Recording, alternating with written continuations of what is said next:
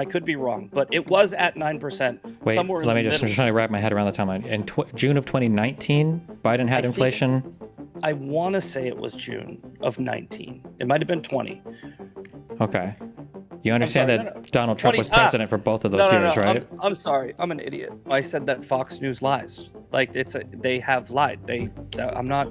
It's mainstream media. The CNN lies. Fox News lies. MSNBC lies. So who do you trust? None of them. Dude, How do you get information about anything? I have to literally look at. I have to look at a bunch of different sources and then come to my own conclusion. It's this wild concept where I don't just blindly trust mainstream media. Okie dokie. Yeah, I'm trying to keep this quick, but it's a little long. Let me start off by saying, so I never spoke with Destiny before. I don't really watch his content. Heard he's a skilled debater, but I don't really think people understand what that term actually means. A skilled debater will argue the facts, but the debate me bros, which I would consider Destiny, is more of a master manipulator as opposed to a skilled debater, using narcissistic abuse tactics and gaslighting and gotcha moments and saying I won before the debate's even over. It's just not really what a debate is. That being said, in this debate, I will be as thorough as possible and present my arguments by backing them up with real facts and statistics. For instance, this debate is about whether or not Trump's first 6 months in office are a success or a failure. So here's a list of what I believe to be many of his accomplishments in the first 6 months of the administration. Destiny will have a hard time refuting these, but I'll provide the facts to each of these on my list. All of them, if you want to go that long, for our discussion. Feel free to write these down, Destiny, if you want, or I can repeat them if you'd like later in. So, 1, Midnight Hammer, trade deals and policy, executive orders, Title IX, border is 96% down, 3% GDP growth, inflation down 2.1%, 600 terrorists removed, Lake and Riley Act, 671,000 jobs added, $100 billion in revenue from tariffs, Doge cutting USAID, MAGA lowering drug costs, $29 billion surplus, EV mandate gone, Paris Accords gone, increasing NATO spending, ending the Department of Education, 1 million people illegals self-deporting, military recruitment is up, extended the TCJA, forcing Mexico and Canada to address the fentanyl crisis, bringing manufacturing back, energy, ending child mutilation, ending DEI, and by the way, through his negotiations and diplomacy, he's ended about 7 wars: Azerbaijan and Armenia, Cambodia, Thailand, Israel, Iran, Rwanda and Congo, India, Pakistan, Egypt, Ethiopia, Serbia, and Kosovo. Now, like I said, Destiny won't be able to argue all of these facts. We'd have to be here for hours, but that's just the list that I put together since yesterday. I did 90% of that from memory because there's just so much that Trump has done. But because Destiny can't argue the facts on even most of these, I'm sure he'll try to pick them apart, but he'll most likely pivot to Trump's character like all liberals do. Pretty soon he'll be calling Trump an insurrectionist, racist, misogynist, and all the other ist words he can think of because that's all he can do. He will give the usual talking points, try to change topics, pull up some obscure legal statute or some other obscure fact that I don't know about because nobody knows about, and then he'll try to hammer me down on it because I haven't memorized every legal definition throughout time. But all of that is deflection because the vast majority on both sides have looked at the first 6 months of this administration versus the entire 4 years of the last one, and they know in their heart of hearts that Trump has already accomplished more to improve the lives of Americans in 180 days than Biden did in 1,460. The irony is, even with all that going on for me in this debate, I still technically can't win because, again, these YouTube debates are not debates. They're popularity contests. This is a show, and winning is based on how many fans you have. He has way more fans than me, but again, I'm still going to try to do as best I can. But I'm not really here to win. I'm here to have a conversation. I don't even know why people keep asking me to do these debates because I'm not really a debater. I've said this. I'm a poster and a troll. I'm not a serious person by nature. And to be completely honest, neither is Destiny, but and this isn't ad hominem. I think it's relevant to point out before I wrap up my opening, which is wrapping up. But there's, the videos of Destiny performing sexual acts. There's the stream of his girlfriend hooking up with a dude in the background.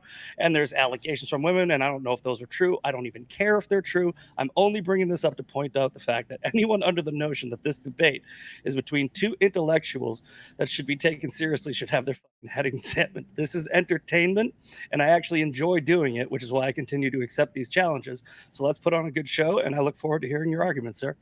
Cool. Just before we jump into the open part, I say we just on both sides stay away from anything personal related because that's just so off topic for the whether Trump's a good president or not. All right. Anyway, kick it off. Whoever wants to go first, feel free. Yeah. So I guess my first point has to do with the weaponization of the Department of Justice.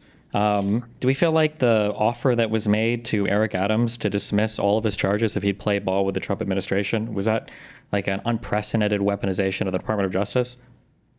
I don't really know if that reporting's accurate. Did Trump offered, is that an official offer? Did he come out and say we offered him a deal? So Bovee, the deputy attorney general, wrote a letter saying that they would suspend the charges against Eric Adams without prejudice, meaning they can bring them back after the election season, that they would suspend those charges with Eric Adams if he agreed to listen more to the administration heads when it came to like immigration enforcement and stuff. Yeah, I'd have to look more into that. I don't really care. Okay, let's assume that actually happened. Would that be a really bad thing? I would say that it's political. And can you think of any other president or any other part in human history for the United States of America where an offer like that has ever been done so openly and blatantly before? Yeah, when Biden pardoned like every one of his friends, like right before he left office, he gave preemptive pardons to Adam Schiff. He gave preemptive pardons to his entire family. So I don't want to hear anything from your side about hooking people up as far as legal favors or what was making sure their charges either don't go away or never manifest. So what was the quid pro quo that was offered for him pardoning people as he leaves office? Can you give me an example of one of these? Well, we don't know. They were preemptive. Biden basically said, any crimes that happen to you, you'll get away with. So okay, so you don't have an example then of anything else that's been like the Eric Adams stuff, where somebody's openly told somebody that they were going to temporarily take away their charges as long as they played ball with the administration. Like again, I would have to look into that. But if it did happen, that would be really bad, and you can't think of anything else that's equivalent to that, right? Yes, I can think of something worse, and I just mentioned it. But well, you didn't give me any examples there. You just said he pardoned all his families and Schiff and everybody else. You didn't. Give you don't think that it was wrong for Biden to pardon his entire family? Doesn't matter if it's wrong or not. I was asking if it was a quid pro quo setup like Trump tried to do with Eric Adams, or is currently doing with Eric Adams. There's no like hard evidence about this, but I believe the letter that Bovee wrote was public. Right? If you're talking about the Trump thing, yeah. Is it illegal?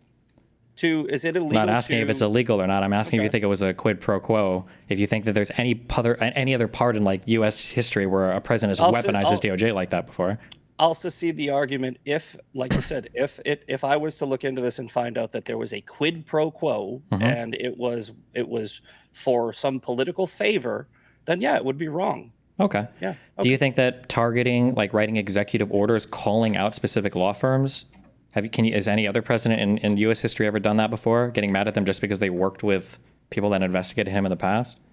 Well, which executive order are you referring to?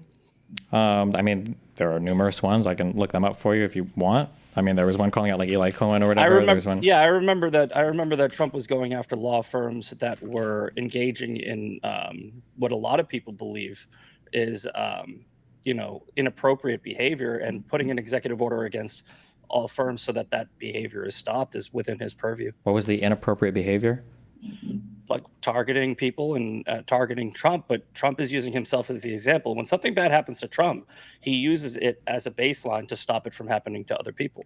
And what was the example of the inappropriate behavior that these I don't even know. You didn't even give me the law firms. So I don't just like you, I don't know the executive order you're talking about. Well, I don't know the numbers of them, but the executive orders were focusing on law firms that had just worked with Hillary Clinton or worked with Mueller in the past. But you're just saying words. You're just like, okay, Trump did this, and I'm like, okay, show me. And I haven't seen it.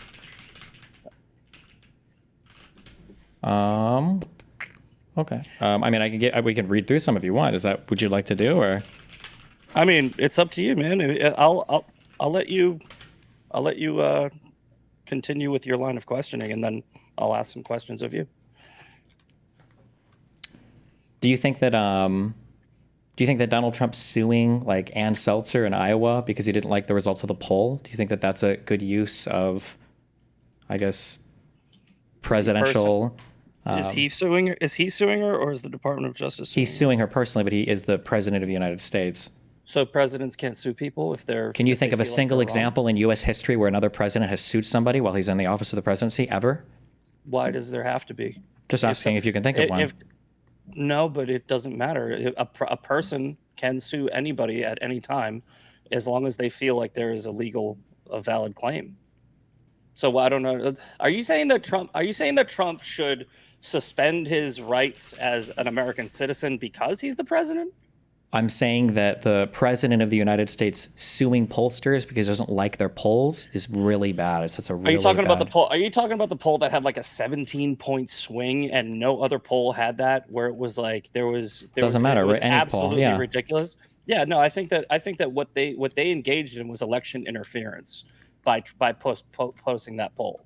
I believe that what they were trying to do was inflate the numbers and drive up more positivity for Kamala Harris. If you think it was election interference, that's what you're doing. Why would Trump do a civil case? Why wouldn't he do a criminal case then? Maybe that's the only avenue his lawyers saw fit. I don't know. I'm not on his legal team. Okay, so that doesn't make any sense. His lawyers saw fit. He can just direct the Department of Justice to do an investigation. Okay. Again, let's go back to this, right? Donald Trump is a United States citizen as well as the president, right? And he has the same rights that we do. So if I felt like somebody had wronged me, right? Like I'm going through a defamation case right now. If I felt like somebody has wronged me, I wouldn't think that my position, as long as I was separating it, I don't think that Trump is using federal government funds to fund his legal case, is he? He's donating his salary, so I don't see how that could be tied to it. I think what he's doing is what every American citizen has the right to do. Okay, so if Barack Obama was suing Fox News because he doesn't like some of their news coverage, you think that would be fair? If he were doing that as his presidency? If he did, so the reason Donald Trump is suing somebody is because he doesn't like their coverage? Yes, he doesn't like the poll. No, so is that what their legal team is arguing? My client doesn't like this poll, so we're suing. Well, of course, that's not what they're going to file and argue. They're arguing that it was a rigged poll. So Obama wouldn't say he doesn't like him. He'd say that Fox News is rigging their news coverage or something, right? Sure. So, when you see the dishonest action that you just did was you tried to say that Donald Trump is suing somebody because he doesn't like a poll. What is the that is why he's suing them. The lawsuit is claiming that there is rigging. That's your opinion. That's your opinion. Your opinion is not valid here. Well, the reason why I'm saying that's my opinion is because if he really felt like there was an election rigging thing going on, then he would direct the Department of Justice to investigate. He wouldn't be doing a civil lawsuit. Maybe he's doing both. He's not. Maybe he is. Investigations take time. But again, I think that what we're, just like I said in my opening statement, what you're going to try to do is try to hammer on obscure facts about Donald Trump. So these aren't obscure facts. They're some of the most important things. I linked an executive order in the chat if you want to read it. We can go over the one for Paul Weiss. I'm not linking obscure facts. These are important. The problem is that MAGA wins arguments by never going through any of the facts because they don't know any of them. How is this related to Donald Trump's administration being a success or a failure in the first 6 months? Because I would argue that rewriting the rules of conduct for how the Department of Justice or how the president himself can act with regards to our legal system is corrosive to democracy in the United States. And he is rewriting it because you admitted, even if it is allowed, no other president in U.S. history has ever filed civil suits while president of the United States against other people.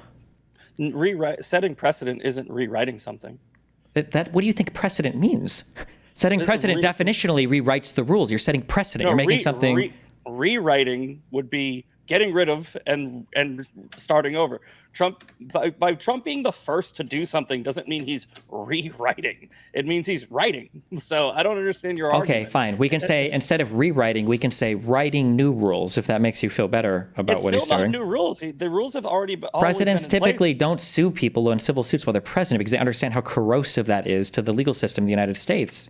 Donald Trump's done a lot of first to be indicted, first to be impeached twice, first to do this. Yeah, I agree. A lot of it isn't good. Yeah. I mean, one could argue that the reason why he's got so many firsts is because a lot of the weaponization has actually been going against him. But again, can we get back to the actual topic of the debate? This is the actual topic of the debate. And my topic is I believe that he's weaponized the DOJ in a historic way that no one has ever done before. And I think it's corrosive to American democracy. For this argument about Trump's civil case, do you have any evidence to suggest that him filing a civil suit, which is his right, is a weaponization of the justice Sure, the system. vast majority of the suits that he's filed seem to be weaponization of the legal system. Look at the 2020 election suits. Basically, all of those got completely tossed because they were bogus. I mean, he's engaged in the same behavior in the past. Look at how Donald Trump won 22 of those cases. They filed over 60. They filed 64 and they won 1. Well, they won. I'm sorry. Did I say 22? It is a long night. 2. I believe they won 2. I believe they won Pennsylvania and they Wisconsin. won a very small one in Pennsylvania. Maybe they won a small inconsequential one in Wisconsin, but the vast majority of them were lost, and none of them were outcome determinative. Wouldn't you agree that winning a case is setting precedent against that there was, in fact, whether small or not, some type of election impropriety? He didn't engage in the conspiracy that there was a small amount of election fraud. He said that there was a widespread top-down attempt to rig the election against him. He tried to rig it in 2020, but he said that the Democrats did, and he couldn't find that proof. There were a couple ballots he got tossed on procedural things, I think, in Pennsylvania, but nothing to change any of the votes of even any counties, like wholesale. So, do you have any, like, I'm going to, obviously, I think we should go back and forth, but maybe I can ask you a couple questions so we can, like, you know, you've had ample time to ask me. What do you think? Let's just pick one out of a hat. Do you believe that the 3% GDP growth and inflation being down to 2.1% is a success or a failure? I think inflation is going up now. I thought the last number was 2.7. Just as a real quick thing, I guess, but we can move on to this point. We can talk if you want. So you acknowledge then that for all of the civil suits and for the utilization of the DOJ, no president in U.S. history has used it this way. Now, maybe you think it's a good thing, but it's novel. Trump is the first one to weaponize the DOJ and to weaponize civil cases like this while in office compared to any other president in U.S. history. I would have to look it up, but if I will take your word for it. If no other presidents have done it, then that would mean he's the first to do it. I don't think that that's rewriting, abusing, or doing any type of weaponization of the justice system. I think that he's a citizen of this country, and if he feels like he has a lawsuit that he can file against somebody, he can. I don't see how, as long as he's doing it civilly, on his own, with his own money, and his own lawyers, I can't make that argument. I don't see how anyone can make an argument. I mean, it's really easy. It's very obvious that the president of the United States suing you in a civil case is putting a ton of pressure on you, and it's probably a really bad thing that you have the president suing you. Like when he sues ABC and they're looking at mergers, right, for their parent companies, it's probably not good to have the president individually suing you. You know, he's the one making the final call on whether or not a merger gets approved or not, right? It's probably not good for the Biden administration, I believe, sued. I want to say they sued Newsmax. Was it Newsmax or Fox News? They said the Biden administration had sued news organizations. I think a lot of administrations have sued news organizations. Yeah, no, that's not true. No, that never happened. That's just not true. But okay, sure.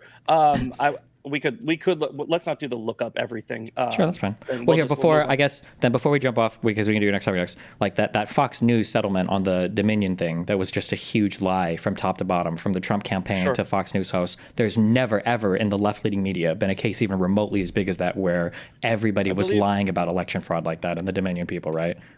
I think that there is an argument to be made that there was fraud and the fraud was not caught. And look, I'm not going to. I think after 5 years, I'm done with it.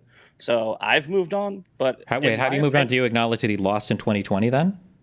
I think that there was election interference. Even though no evidence was brought, he lost basically every single suit. Nobody agrees that there was no point. Like Fox admitted they lied about all the Dominion stuff. Well, actually, the vast majority of those cases were thrown out on standing. So it's not like they actually argued the facts of the cases and put them. Facts of the cases are considered when you're considering standing for a case. It's not the judge's fault that the people were bringing up the fact that they wanted to throw out every single ballot as a result of some minor procedural issue. Right up the street from me, in the 2020 election, a woman was arrested for having like 5,000 ballots. There was election fraud. For election, I mean, I think that even the Democrats will acknowledge that election fraud does happen. So to dismiss people who have a claim, whether or not it's true or not.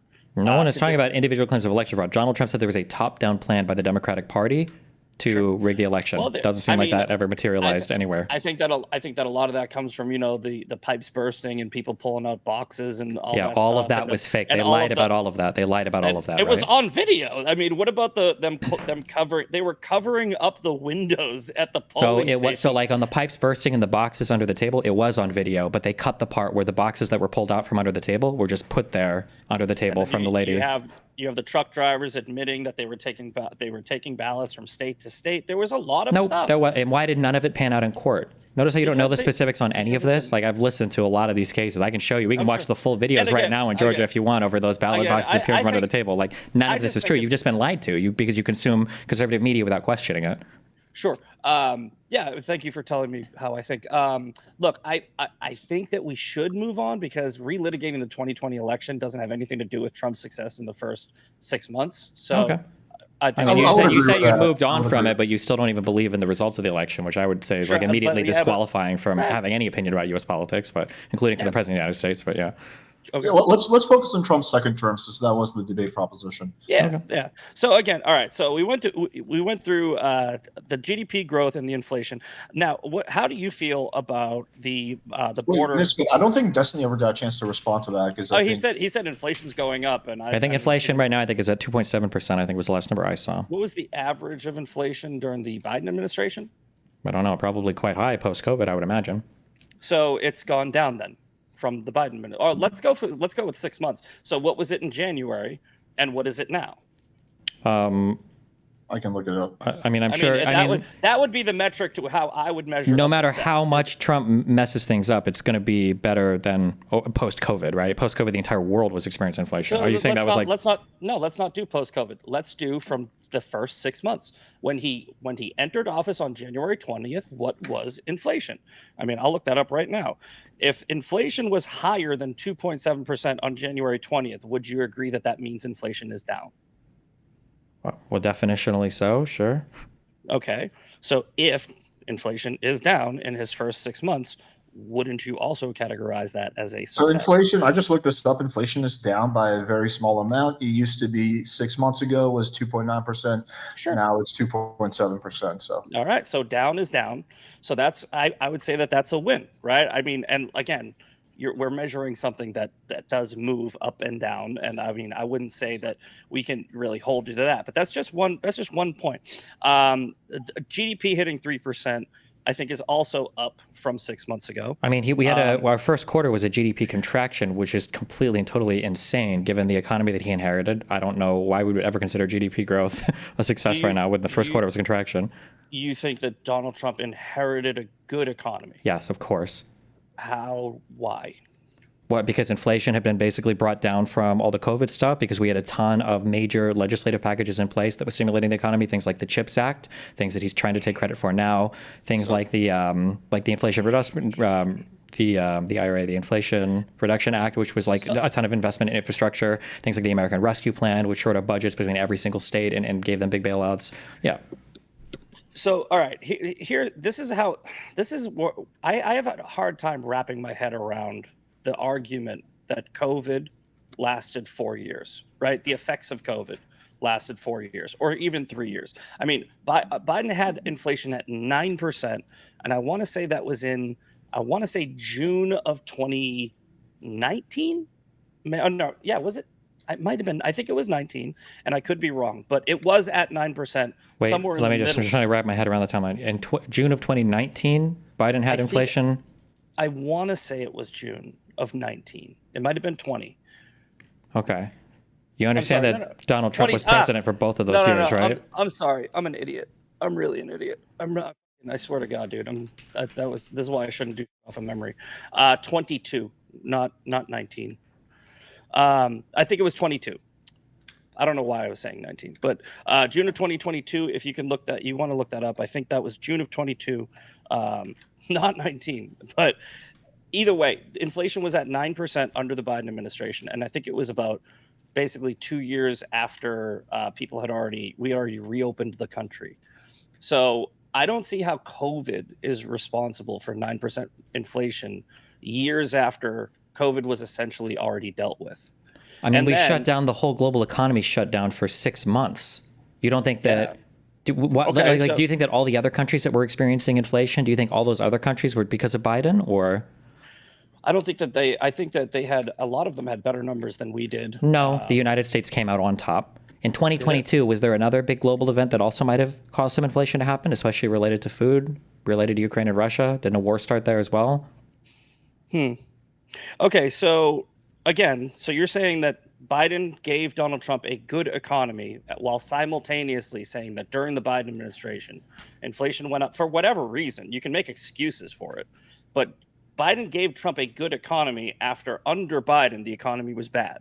I don't know if I would say the economy was necessarily bad. We had a lot of inflation, but the inflation was a byproduct of a lot of the government spending and a lot of the stuff that we had to do to keep everything kind of afloat so that people weren't literally losing their homes and on the streets starving during COVID, right?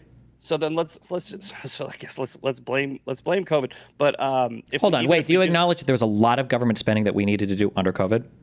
Yeah, I think that we did a lot of government spending under COVID. And you acknowledge that, like, for the most part, we came out of COVID pretty decently, right? People weren't all on the street starving to death. Like, everybody had food. Like, people that are doing work from home made out okay, right? I think a lot of the COVID response, a lot of the initial COVID response is the reason for that. Like, Operation Warp Speed and Donald Trump cutting red tape and bureaucracy so that we didn't have the pandemic, blown out way past it when it should have. So been. I think the huge part of that was probably the American Rescue Plan. I think it was a massive stimulus that helped. That was a Biden tier thing. But like, this stuff is probably going to contribute to inflation as well as supply chain shocks as well, right? The rest of the world experiences as well, right? How can we say that it was Biden that caused all of the inflation when the rest of the world was also having these issues?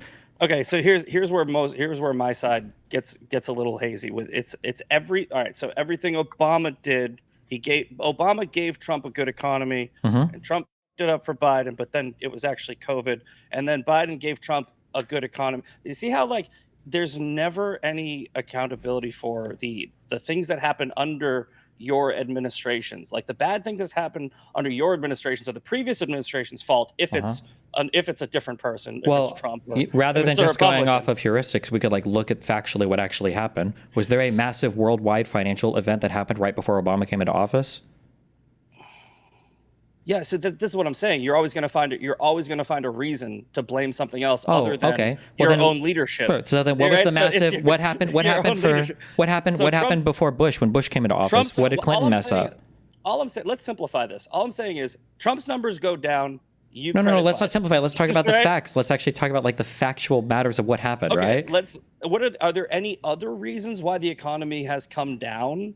Why inflation has come down over the past 6 months, other than Biden gave Trump a good economy? Well, no, I don't think that had much to do with it. I think the reason why inflation is down is probably because the Federal Reserve is stuck to their guns and keeping the rates up. Although Trump is trying to undo that and has been desperately trying to undo that as well. He was trying to do it at the end of his last administration. He's trying to undo it now.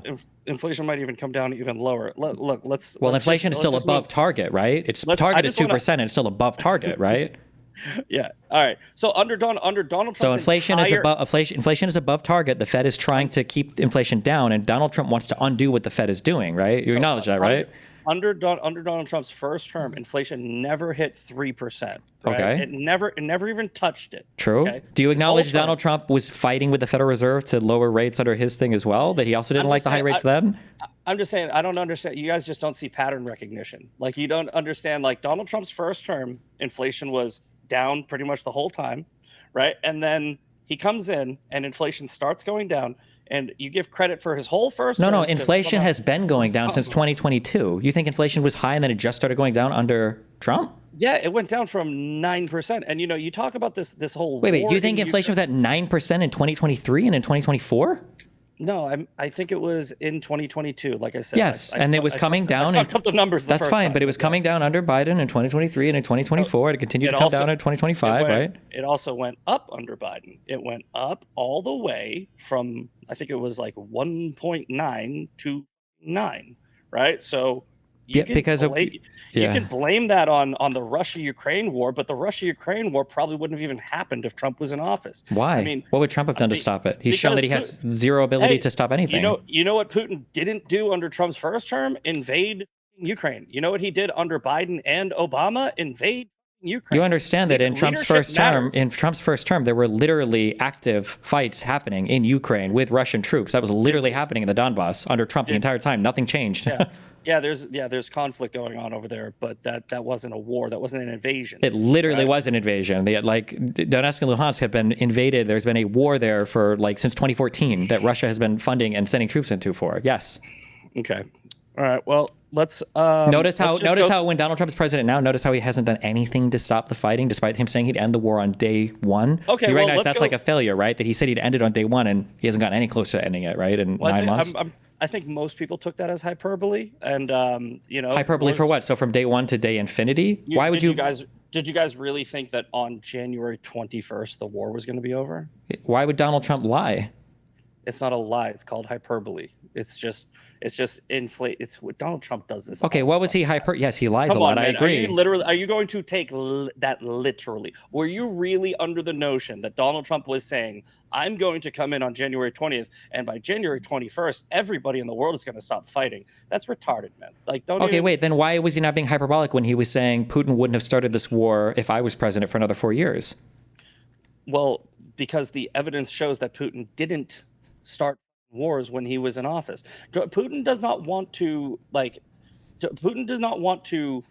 go and start a war while Trump has all the cards, but he started a war because Biden was a weak, feckless leader, and Putin knew he could get away with it. Okay, no one else in the world views Trump that way. Everybody knows that Trump is weak and feckless. That's why Putin has continued to bomb. That's why Trump. The 77 million people that voted for him. The rest of the world. Do you remember when Trump was truthing out how upset that he was that Putin continued to bomb Ukraine after every time they'd have a talk? Why do you think Trump was truthing that out? Trump is tough on Putin, but he's also. Wait. Do you acknowledge that he truthed out that he was crying that Putin was still attacking Ukraine after they'd had meetings? Yeah, but this is what I don't understand, where it's like Trump is a Putin puppet, but he's also critical and tough on Putin. He's not tough People on on the left don't really argue that anymore. That was like a. Well, hold on. How has he been tough on Putin? He just gave, I don't know, I think we're almost at the deadline. He gave Putin 10 days or something like that to come to the table and make a deal. They're sitting down right now. How many times has he done this already? Like 5 or 10 times come to the table? Do you really think that Biden how many years did this war go on under Joe Biden and he didn't end it? So, I mean, are you saying that wars can just end like if the American president says so? That's what Donald Trump said, didn't he?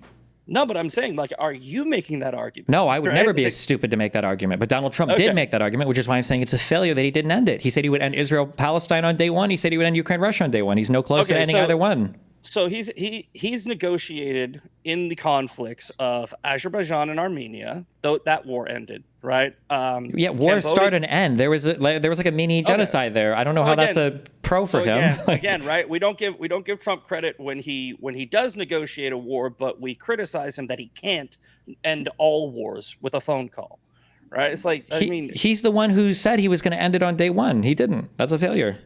Again, if you are taking that literally, I do take my president literally and seriously. Yes, I think you should. Yeah. Otherwise, the word of the U.S. president means nothing. Yeah.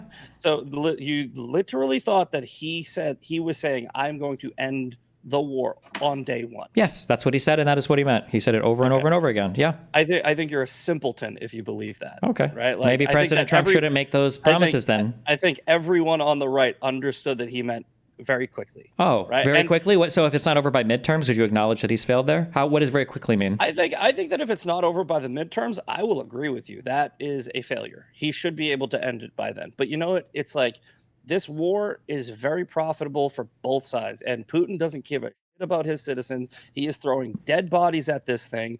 Zelensky wants this war to continue. I don't think either side is profiting from this war. No, I think it's very detrimental to both times. The military-industrial complex gets rich and lines the pockets of both sides, and don't even. The military-industrial complex is a small part of the economy, depending upon which countries you're talking about. I don't think. You think that Ukraine is better off economically than they were before the war? I'm talking about corruption, right? There is an incentive for war. It is why they happen. A lot, except for the one in Israel, which is a spiritual war, which is like a holy war. Most wars, they continue this long because somebody's making money. And if you can't acknowledge the wars haven't even been going on for that long. If you're going by the invasion point as a starting point, it's been a few years. Okay, so you're agreeing that 6 months is not that long of a time to try and end a war. I'm not the one who claimed I would end it on day one. Again, hyperbole, but okay. I feel like let's move on. I want to get back to guys. I want to get back to economics because I feel like that hasn't been fleshed out. So Misfit, you did make a point that inflation went a bit down in the last 6 months, which is true. Yeah. Also, jobs did go down. So in December, there was 250K jobs created. It's still in July, I believe it was 70K. So you both have like a little bit of I don't know, different metrics. So I want to see you guys discuss that. Let's talk about jobs, okay? And thank you for helping us move on from that because it was getting ridiculous. The U.S. has gained 10,000 manufacturing jobs in Trump's first full month in office, right? After losing an average of 9,000 manufacturing jobs per month in the final year of the Biden administration. The creation of 671,000 new jobs, which is attributed to extending the TCJA and making sure that all those jobs weren't gonna be lost. There's I'm just looking through my little notes here, but I think that with those two, just with those two alone. Right. Would you say that Trump has successfully created more jobs in the first 6 months than Biden? I guess because that's the comparison. Almost certainly not, but that's not really a fair comparison for you. You're always going to lose there because coming out of the COVID. COVID. Yeah. So that's always so Biden's going to slaughter Trump on any job related stuff. But when it comes to manufacturing, it wouldn't be attributed to Biden. Okay. Well, yeah, so I wouldn't do that. But wait, you recognize I'm being fair there, right? Because I'm saying that inflation was high as a result of COVID. So like, I'm not going to say that that's Biden's fault, but I would also say like massive growths in jobs after the recovery. I'm not going to say like, oh my God, he created tens of millions of jobs. That's also like recovery from the recession. So I'm being fair on both sides of that, right? I'm not just trying to claim victory on one and not the other, like you just tried to do by saying that we can't give him credit for the job stuff, but we can blame him for the inflation, right? Would you say creating 671,000 new jobs through a mixture of tariffs, GDP, and the TCJA is a success or a failure? I don't think that any of those three things create more jobs in the United States. So the economic impact from the extensions, the tariffs, and the numbers are real. So the 671,000 new jobs that have been created, which most economists are contributing to those three factors, right? How do tariffs create jobs? Can you explain that to me? Well, they've brought in about $100 billion in revenue. So that's just a tax on American manufacturers. Yeah, I understand that. It's not a tax. There is no a tariff is not a tax. Tariff is an import tax, right? It's not a tax on the American, right? An American doesn't pay a tariff. Who pays a tariff? You're saying that it trickles down to the American. No, I'm not saying it trickles down. I'm saying literally, it's an import tax. That's a tariff. What's there a tariff and an import tax? Hold on. You're saying that the American citizen gets a tariff tax, right? Like it says tariff tax, or are you saying that? Yeah, like if you've ever imported something before, it's on the bill as an import tax. It's literally, legitimately what it is. Yes. I'm talking about consumers. A consumer might not necessarily see import tax without shipping things in, but it'll be the manufacturer. It'll be the American manufacturer that sees it. Yeah.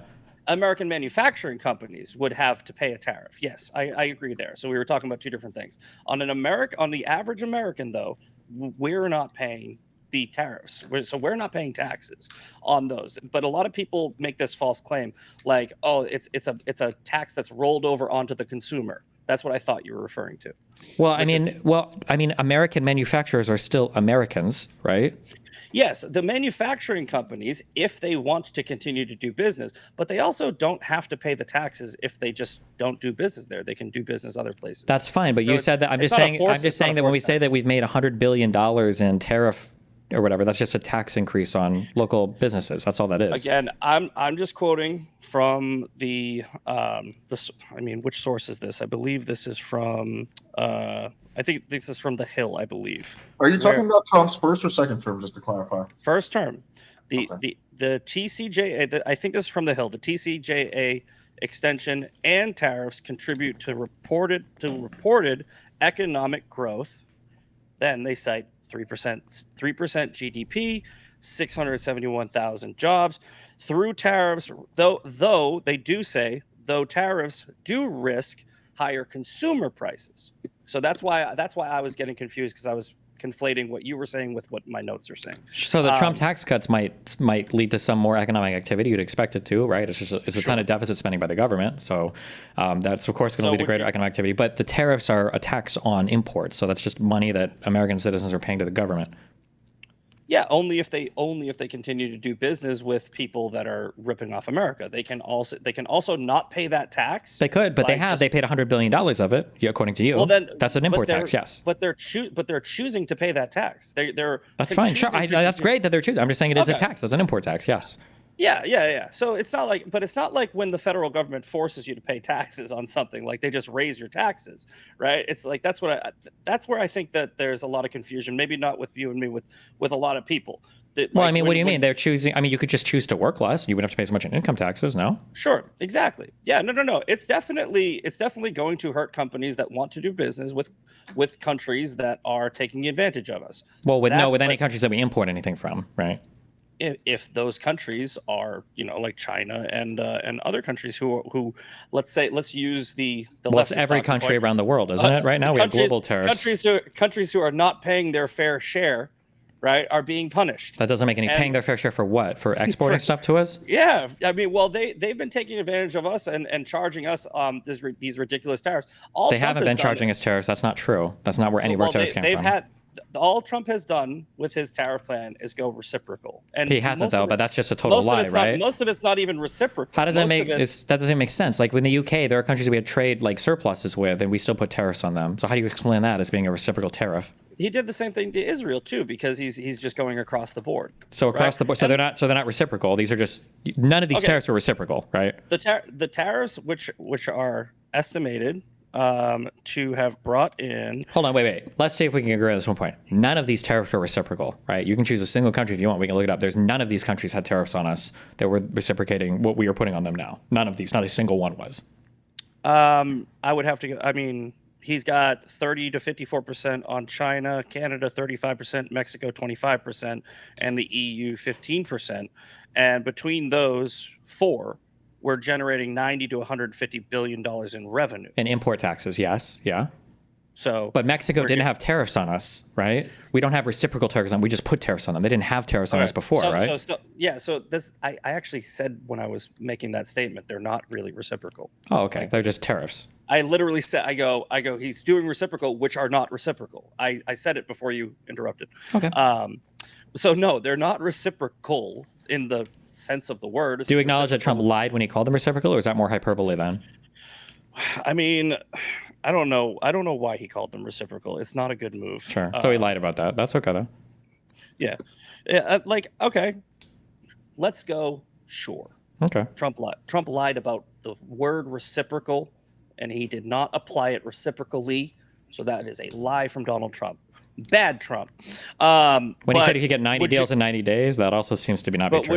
But would you agree? Would you agree that the revenue, the 90 to 150 billion dollars in revenue that we're generating just from these four countries, is a benefit which would hopefully offset some of the costs that these companies are paying, because it will incentivize them to work in America, and B, bringing money back into our country would hopefully increase production, and trickle down economics would take effect. No.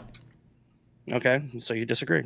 So tariffs aren't a good thing, even though they've brought in over $100 billion. Why do you keep saying that just because they brought in $100 billion, they're good? Like, we could just raise taxes and bring in $100 billion. Would you say that's good? Well, raising taxes is forcing people to pay something. Mm-hmm. Donald Trump is giving people a choice. If you want to work with these countries, cool. You can pay those taxes because those countries are being taxed. Trump is taxing the people who are doing business with those countries. That is a choice that they are making. Sure, but there's no way for a lot of these companies to even do business in the United States. Like, this manufacturing doesn't even exist in the U.S. You have to buy from other countries. Okay, well, speaking of manufacturing, I have one right here where, oh, great, I lost it. I believe with manufacturing, one second, apologies. I just gave too many bullet points, and that's why I probably shouldn't. I want to say it was, yeah. So, I already said, 10,000 manufacturing jobs, $285 million investment in U.S. electrical product manufacturing. You know, for manufacturing, like, we've lost manufacturing jobs steadily since Trump has been in office, right? They've just been going down. in the first 6 months, because the manufacturing, it takes 6 months to just put the infrastructure together. Well, no, it takes like 10 years. So we're Well, not going to see I'm any saying amount of it would take like if you wanted to build a plant in America, if you wanted to move your country, and I mean, we already have, what was it? Was it GE I think it was GE is bringing their factories here, and there's a couple other companies are bringing their factories here, and they're going to start now building in America again. Are you saying that it's a bad thing that these companies are now they're now bringing their jobs back to America? You think it's First of all, our unemployment is already low in America, so I don't know who's going to work these jobs, number one. Number two, a lot of these companies are moving stuff here. We're doing it because of the CHIPS Act under Biden, not because of these crazy tariffs from Trump. And number three, if you really want big capex, if you want investment in the United States, you need some stable way to do it, and tariffs that are unilaterally issued from the president's office with no trade deals, no involvement from Congress is the worst way to do it. People are just waiting basically for Trump to welch on all of them, like he keeps doing over and over again. I think he just did it today again with China, or for the next president to come in and just get rid of all of them. So you're just making another assumption. Wait. What assumption do you think I just made? That was an unfair assumption. You say Trump is just going to welch. Has he not over and over again delayed the massive tariffs? Are you saying that that's not true? So that's a simple yes or no question. Has he delayed putting on the big tariffs on China multiple times so far? Yes. Okay. As a negotiation tactic. Again, so like. Why'd you just say I made an unfair assumption when he's done it multiple times? Yeah, but you're calling it welching as opposed to what I think a lot of people on my side think and acknowledge, which is it's a negotiation tactic. I understand you guys acknowledge that and think that, but it's with no foundation. Trump has negotiated nothing in his 5 years as being president of the United States, right? Trump is known as the great negotiator. Every single person. So yeah. What is one thing that Trump negotiated for America in the 5 years he spent as president? A single good deal. Well, he negotiated a bunch of hostage releases. That actually helped. He said he would get all of them. They still have some there. So he hasn't even gotten all the hostages from Hamas. If Trump isn't perfect, then... It's not about perfect. You said he was the great negotiator. I'm saying in 5 years, what has Trump negotiated? You hold Trump to the standard of perfection, right? Where if like he can't say hyperbole, he can't say anything that can be even. He needs to be honest. He needs to not lie. I mean, like again, see, lying and hyperbole. It's like you're basically saying that he has to be truthful. Yes. Every single time he speaks, if you can contextualize it in a negative way, you will, right? I'm just asking what deals Trump has negotiated for America. If he's such a great negotiator, this is actually an important point, because this is the way, the method of thinking on your side. Yeah. Right. When Trump says, "I'm going to end the war on day one," his supporters do not think that he is going to end the war on day one, because we have common sense and deductive reasoning. And we go, nobody said that before he came into office, just to be clear. Yeah, he's being hyperbolic. Obviously, there is no way within 24 hours of moving into the White House, he's going to end the war in Ukraine. I mean, he literally was taking credit for ending the Israeli-Gaza war because of Witkoff going and talking to them prior to him stepping into office. He said he ended it before day zero, and that ceasefire fell apart. So, but maybe he was just being hyperbolic in all of these things, or you just don't know about any of it because you're only watching conservative news. Yeah. So what I'm saying is, right now we know, we have common sense. We know that Trump said, yes, he said, "I'm going to end it on day one." I think that most of us thought, and still think, he meant he's going to start the negotiations and get to the process of ending it. Okay. Right? But he hasn't started negotiations on either of these things, right? He's not any closer. He literally just met with Putin. He said that he was going to... Yeah, for like the 10th time. Are we any closer to figuring anything out there? How many times did Biden meet with Putin? Not at all, but because he's smart enough to know that Putin isn't somebody to be negotiated with on the So Biden didn't negotiate at all. That's your boy. He didn't negotiate at all, and you think that's a good thing, and you think it's a bad thing that Trump is negotiating too much? Trump hasn't negotiated at all. He's being a weak man. What do you mean? As in, he keeps going there, making these public capitulations, and then he blows up on Truth Social the day later when Putin starts bombing Ukraine again. It makes him look like a loser. Yeah, Putin's a cunt. But no, I mean, Trump is a loser. Everybody knows that Putin is a cunt, but Trump is being a little boy. He's being a loser. He's being dog walked by Putin over and over again, right? So Biden wasn't dog walked by Putin. Absolutely not. Putin hated Biden because Biden was a huge thorn in his side because he got the whole world to support Ukraine initially in the fight against Russia. So Putin's been continuously killing thousands of people every week. And that's dog walking Biden. Biden didn't even try to negotiate at all. Because Biden knew you can't negotiate against Russia like that. So you have to bring them to the table by... You throw $250 billion at their adversary, which does absolutely nothing to end the war. The war's still going on. You don't think it helped them at all? You think that Ukraine would be in the same position now if they had no support or funding from the United States or the rest of Europe? I'm saying that if you negotiate. No. You said that it didn't help at all. Did it help or did it not help? Well, the war is still going on, so it didn't help. If the war had ended a year ago with Russia winning completely, would that be preferential? And that would be preferential to the state of affairs now? No, but the war would be over, correct?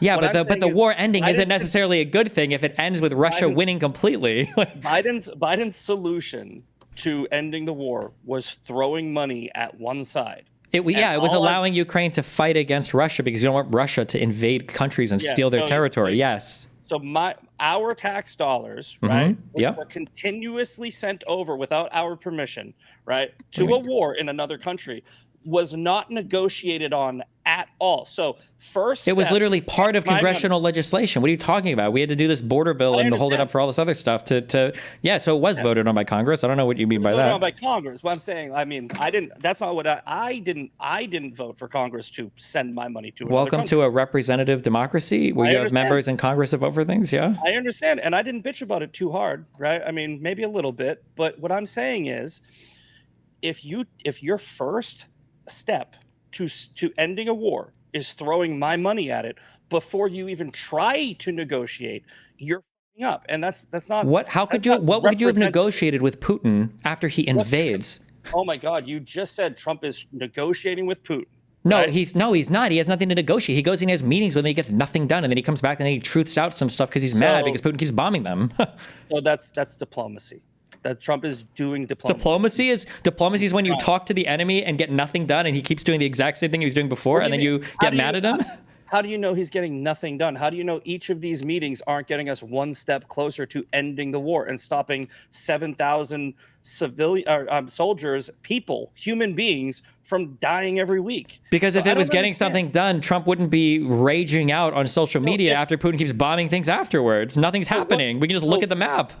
Once again, you think if Donald Trump is going to a meeting and he doesn't on the first try get Putin to say, okay, you win, then that's not a negotiation. How about the 5th try or the 10th try? How many tries does he get? Well, he's only, like I said, he's only been in his office 6 months, and you just said that's not even 3 years is not a long time. True, but Trump said he would end it on day one, so I just didn't know what he meant by that. Again, I guess I should have. You can keep going. You can keep going. I know it's really hard when you quote what the president himself says. It makes it really hard to defend him. I understand that. I've already explained it to you like a child, and you keep doing it. Yeah. How many Republicans? I'm curious. If we were to bet $50, how many Republicans in the media were saying Trump is being hyperbolic right now before Trump get into office? How many people were saying he's being hyperbolic? This is what zero. The answer is zero. This is what I said in my opening statement. You were going to revert to talking points because I'm not giving you talking points. I've made plenty of points. Donald Trump said he would end it on day one. Donald Trump said he would. That's me quoting the president of the United States. You think that's a talking point? Yeah. No actual critical thinker that's watching this debate is thinking that you're arguing in good faith on that. They think that you are weaponizing and taking out of context words. Okay, I'm just curious. It's what you are doing. So when Scott Adams, huge Trump supporter, was saying this online, that Trump could end the war in 24 hours, that he was being hyperbolic, that he didn't think that actually happened. When Jack Posobiec, who I think is working now in government positions, when he's saying, quote, I will work with Ukraine and Russia to end the war in 24 hours, as the Bible says, blessed are the peace. Do you think he was being hyperbolic? Or when Benny Johnson here is saying, I want everybody to stop dying, Russians, Ukrainians, and I'll have that done in 24 hours, and everyone's clapping. All these people, I can find you more tweets about all these conservative commentators were all being hyperbolic?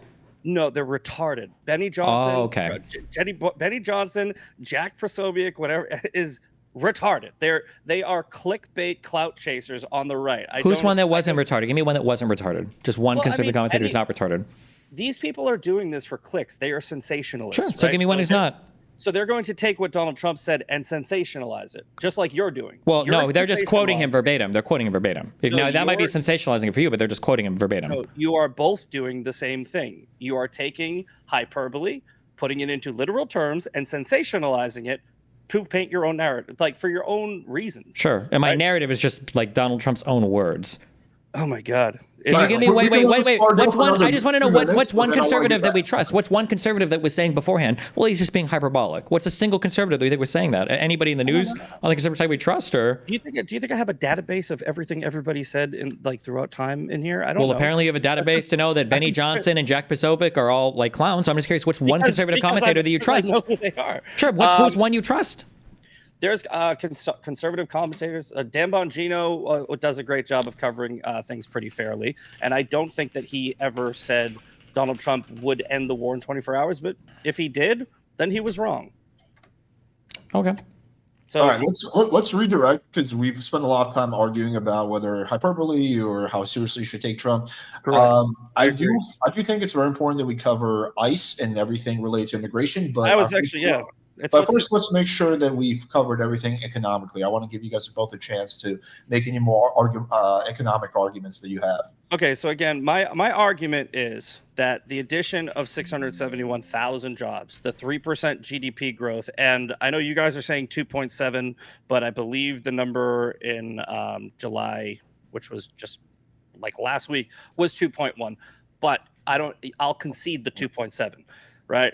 I think that those are successes, and I think anyone who says that they are not successes is being intellectually dishonest, because it is a massive number of job creation in 6 months, and I believe that those numbers, the other two numbers, are going in the right directions. Weren't the job creation things so bad that Donald Trump had to fire the labor secretary for the Bureau of Labor Statistics?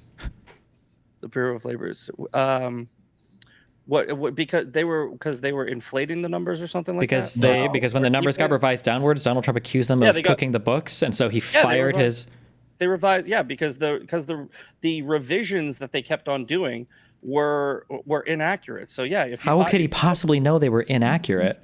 I don't know. He fired them for not doing their job. Do you think it's more common that he just fired them because he just didn't like what they were saying? Or, hear me out, I know this is a crazy concept. He fired them because they were putting out inaccurate numbers that they had. This is his government. How is he supposed to know if not by trusting the people in his cabinet? So he hires people, right? Then they don't do their job, and how does he know they didn't do the job? Because they had to keep revising the numbers are revised all the time. That's how it works. Yeah, but he doesn't want that. He wants it to be more accurate. That's not how it works. That's not how you collect these numbers. There's always revisions. Under the Biden administration, the numbers always had to be revised in the direction that was making them. Numbers are revised up and down all the time. Yeah, it happens. Okay. Can we? I'm just asking, how can he possibly know if the numbers are right or wrong if he's not trusting his own data people? We're going to be here all night if we spend 30 minutes on one topic. So, well, I do want to cover economics because it's really important. So let's let this play out a little bit longer. Okay. I'm just curious, how can Donald Trump, if he doesn't trust his own government to tell him the right numbers, how could he possibly know what the right numbers are? I believe the reasons that Trump gave for firing the head of the Labor Bureau of Statistics was because of the numbers that they were putting out were factually inaccurate. Yeah, but I'm asking, how can he know they were factually inaccurate? You would have to ask him. Okay, that's okay. All right. What do you mean? Like he has a guy. This is my job numbers guy, and then the job numbers guy gives him job numbers. He goes, I don't think those are real, and he fires him. I'm asking you, how can he know what the job numbers are if he fires his job numbers guy? Because is there like another source maybe? No, there's not. He fired him because he wasn't happy with it. He just wanted them to be hired. That's it. That's the obvious answer. It's so obvious, and that's why this guy's twisting himself into a pretzel to try to figure out. Okay, so he fires people when he thinks they're not doing their job. Right. He fires people when he's not getting the answer that he wants from them. Fine, fair. That's your opinion, but okay, that's his right. He's the president. Okay, that's fine, but then be honest about it. He just fired him because he didn't like the numbers, not because he think they're wrong. I didn't elect the chair of the labor statistics. I elected Donald Trump. If Donald Trump wants to hire a cabinet member and fire a cabinet member every week for the next 4 years, I'm okay with it as long as in total, the country is doing well. Sure, you shouldn't be okay with that because that shows a massive inability to lead. If you're having to fire and rehire for the same position every week, it shows you're a failure of a leader. You know how many people I run a business? Do you? Yes. Okay. How many people have you fired? I don't know. I don't know. 10, 20. It depends on what counts as a fire or not. I fired in about 10 years. Right. I fired probably 60 or 70 people. Damn. Right. So, because I get these guys who I work construction, right? I get a guy, he works out great for a couple of weeks, and then he starts showing up late. We're not talking about that. You're talking about you firing and rehiring like the COO of your company. What I'm saying is, I don't need a reason, right? And neither does Trump. If I don't think you're doing your job, you're fired, right? Okay, well, but if you're having to fire and rehire like high-level positions over and over and over again, you're probably doing something bad there. You probably, my guess is you have the most stability around these positions. Let's pose the question like this to both of you. I think Trump has just real quick to wrap this up. Trump has a high standard, right? As do I, right? Trump has a high standard. If you don't meet it, you're fired. He literally had a whole entire show where the theme was you're fired. Trump is doing Trump, and I don't understand why people think that's a bad thing. I want my president to have ridiculously high standards. If you had ridiculously high standards, you wouldn't hire incompetent people in the first place. You had to fire. Biden hired incompetent people. We're not talking about Biden right now. We're talking about Trump right now. If you're hiring and firing people constantly, and you want to talk about competence, it seems like half the people's hiring are from Fox News. You had the massive Signal chat leak from Hegseth. That was an embarrassment. You had a second Signal chat leak that was insane. Bongino said we were going to get Epstein files. Bondi gave the whole Epstein files part 1, and nothing came from that. Like, what do you mean? These are not the most competent people ever. This is insane. So did Pete Hegseth leak the chat? No, but he was part of it. It was his department. But Pete Hegseth didn't leak the chat. No, it was somebody underneath him. So how does that make Pete Hegseth incompetent? You said you have a business, right? Yeah. If somebody on a construction site f***s up hardcore, do you talk to the guy individually or do you talk to the supervisor? Yeah, the staffer who leaked the chat was immediately fired, and then his superior resigned. So they're gone. Do you think the fact that Pete Hegseth was in Signal chats, knowing he was in a chat? He was in Signal chats. Yeah, you're not supposed to be conducting government business there.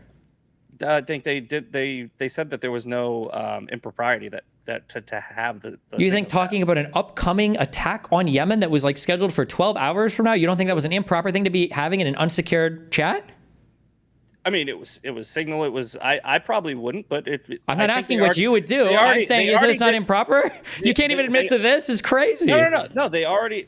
If they're in a Signal chat and they're sharing information, which a Signal is encrypted, I believe, so it doesn't matter. Obviously, bad people can get in there, as we saw. And well, bad people didn't get in there. They literally did. The head editor of The Atlantic was in that chat. Yeah, the staffer let the author in, so it wasn't like it was hacked. They literally opened the door. Yeah, but part of the reason. I mean, this is what we know of right now. Who knows who's gotten into other Signal chats? We have no idea, right? This is just the one where he happened to invite the head editor of The Atlantic or whatever. Yeah, okay. Probably shouldn't be doing that. That's probably a bad thing, right? That they're conducting official government business in Signal chats. Probably not good, right? Can we admit at least that that's not good? Again, no. You're doing exactly what I said. I know. Bringing up facts is like really detrimental to your worldview. You just pivot. Okay. When you can't make an argument, like I said, we have the job numbers, we have GDP, we have inflation, all go down. You pivot to Signal chat because you can't make your arguments based off of what we're actually talking about. Let's go back to the job. So just to be clear, I wasn't pivoting at all. I was just bringing up the fact that you can't hire and fire people constantly to show competency over the job. And you pointed out the job numbers. I said he fired the job numbers person, and then you challenged me saying it's okay to fire people constantly for their competency. And I'm saying, well, here's an example of someone being incompetent, like Pete Hegseth, who was part of a Signal chat that he should have been a part of, and he didn't get fired. So clearly that's not the case. He's hiring and firing people based on whether or not he likes what they're telling him. Let me go back to the jobs number for a second, right? So if the jobs person, the dude that got fired, let's assuming that he's telling the truth, then I think it was 250K jobs gained in December and only 73K jobs gained in July, which is still positive job growth, but it has declined a lot. If those numbers are accurate, what would be your response to that, Misfit? If the numbers did come out accurately? Yeah, assuming what the jobs guy said is true, then what would be your response to that? I don't understand the question. I'm sorry. So in December there was 250K new jobs, right? Mm-hmm. In July there was about 70K new jobs, right? So the number of job growth has significantly gone down, right? It's still positive, but it went down. So assuming that those numbers are accurate, what would be your retort to that? Well, weren't the numbers making Trump look good as they were estimated, and then they were revised down, which would make him look bad, right? Yes. I'm just talking about the final numbers. Yeah, Trump. I think that's the reason Trump gave. He goes, I don't want you to pump up my numbers and inflate them and make me look good, right? I want you to be more accurate. And again, I don't know this for a fact. I think based off of his track record of hiring and firing many people through both administrations, I think that he has a high standard, and that's a good enough reason for me to fire somebody. So Okay. I just don't understand why we like, again, doing exactly what I said you'd do. Pivot. Just talk about what I'm actually talking about. Are the numbers that are accurate? The job numbers are bad right now. The job numbers are bad. bad. Yes. Adding 671. That's not what the job 1,000. numbers are. They were revised and they're bad. That's why he fired the lady. They're bad. What? Oh my God. Uh-huh. These are the updated numbers. The jobs that have been created are 671,000 jobs since January. Those are before the revised numbers, no? No. No, the revised numbers were higher, I believe. So you're saying the last jobs report didn't undershoot where they were expecting them to be? I don't believe so, unless I'm reading this wrong. But this is from whitehouse.gov, and it's also from. You're reading Trump's own assessment of his own jobs numbers? And he's saying they're good? No way. I believe, and NBC News. Look here. I think So it's when about we look- 560,000 just real quick, since when we look at January, job but I think this numbers is like that- undershooting what he wanted them to be. They're not like, I think it averages out to Okay. like less than 100,000 a month, which is less than what he's looking for. Okay. So the jobs that have been created, not a success. Got it. What would be good? What would be a good, accurate, like, what would you consider a success? Well, I mean, like the fact that all of the growth is happening in healthcare and crypto or whatever seems to be a little bit spooky. Or Again, that's no, don't pivot. What do you just answer the question? What number do you think would be? it's not just about a success? number. It's also the sectors where the job growth happens. Okay. What? No. Like So- an average upward trend in job growth, like widely and robustly across the economy, would probably be good. Seeing a Yeah, whole and bunch we of know job that growth the- concentrated in like a singular area, I think it was overrepresented, I think, in healthcare, is a little bit scary. So the majority of the jobs numbers under Biden, and this isn't whataboutism, were government jobs, right? The majority of the new jobs under Trump's first 6 months are private sector jobs. I don't right? think So that's true. I'm pretty sure our amount of government jobs has stayed pretty steady for the past like 30 years. I think it's more than half our private sector. I want to say, but assuming that's true, that would be a good thing, right? That would be more everyday average people instead of just more government jobs. I don't even know if government jobs are necessarily bad. I mean, it depends on what Yeah, job so- you're talking about. What do I you mean, mean? well, your side wants more government, my side wants less. So I think that would actually be accurate. You would think that's good. Do you think all but I'm government not- jobs I'm are not- bad jobs? I think we should have smaller government. I think That's not an think we answer. should have- So we should fire everyone in the DoD. I didn't say that, but if you let me finish, I think we should have a government so small that we don't even know it exists. Right? Our government should be like state and federal government jobs. Right? We should not even have thousands a month. We should have tens, because that's how small I want my government, my federal government. Okay. And that's just me. That's just my opinion. A lot of people agree with me. I want limited government, a very limited, so limited that it barely makes a difference on my life. The federal government should have one job, and that should be protecting our borders, right? And just making sure that we're safe. So then how bad do you feel that Donald Trump massively has failed in cutting the debt and the deficit, that the big beautiful bill just added more and more to the debt and deficit, sort of fight for a higher... The big beautiful bill is not perfect. I've criticized it. I didn't say it's not perfect. He failed massively in curbing the debt and the deficit, right? You agree with that? They failed there. Yeah, that it's estimated that that's not going to, but there is also the hopefully, and I know that that's crazy. If we bring in more jobs, more manufacturing, and create a booming economy through energy independence and all of Trump's other policies, it will offset the debt that he didn't come down on. I'm not happy about it, so we're going to agree there. So you don't. Well, we don't agree though. You're saying you're not happy have about to it. I'm hammer. saying it's a massive failure. It's a complete I and total don't epic think it's- failure. I don't think it's massive. I think that what you do, and obviously you will. It's not. I'm not really knocking you for this. It's your political biases. You hyperfixate. I'm not hyperfixating. Doge said they would cut $2 trillion. It ended up being $9 billion. I don't know in what world that's not a massive failure. Doge was a massive failure, and Oh, okay. I mean, so Doge, yes, correct. I was excited about Doge, and it fell short. Okay. Right? So and Donald Trump I said have that he would cut the debt and cut the deficit, and he's failed on that. Where's Elon now? Right? Like, so it's not like Trump is still saying like, yeah, Doge is awesome. He barely mentions it. Do you think it's kind of embarrassing, given that he hyped up Doge so much and hired Elon to be his personal little puppet in the White House? Like, doesn't that bode poorly for Donald Trump's skills in hiring good people? Well, I think it's rich, considering that a lot of people on your side, I'm not sure if you were also saying this, you were like that Elon is the real president and Elon is controlling Donald Trump. And now you're saying that Donald Trump got rid of Elon, kind of proving yourselves wrong. I think Trump hyped up Doge the same way because I think Elon hyped him up. And I think that Elon sold it to Trump. Trump sold it to America. And that Elon is the one who fell short. And now Trump got rid of Elon. It's so Elon in the straw man version of me, I'm saying that Elon is controlling Trump. I've never said that, I don't think. But in your world, Elon was actually controlling Trump. Elon actually misled Trump on what Doge could do, and then Trump hired him as a result of that.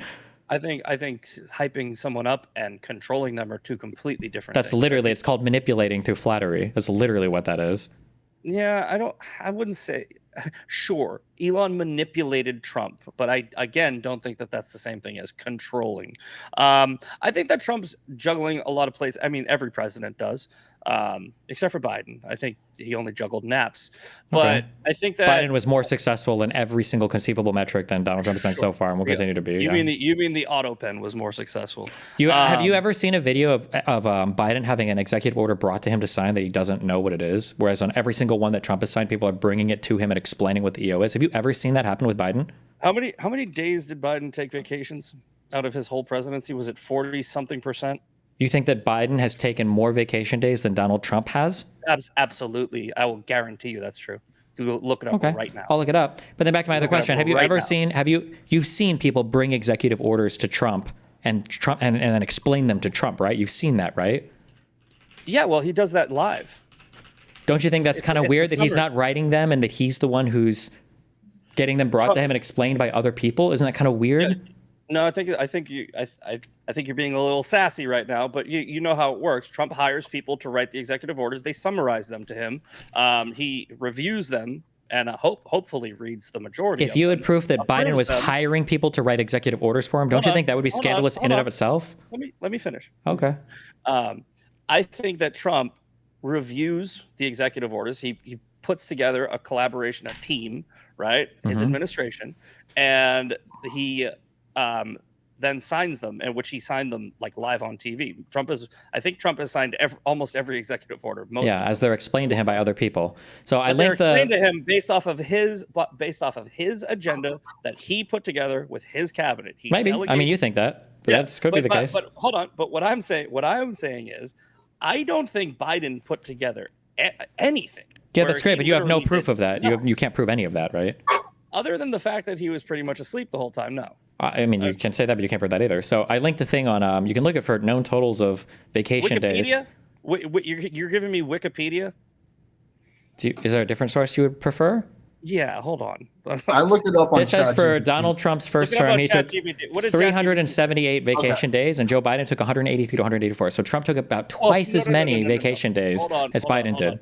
Hold on. There's 1,460 days in administration. So you just said 184? That's bull.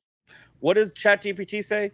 Yeah. So the Republican National Congress claimed that Biden took 577 days. However, Snopes investigated and they found that he took somewhere between 183 and 184 vacation days, which accounts to about 12.5% of his term.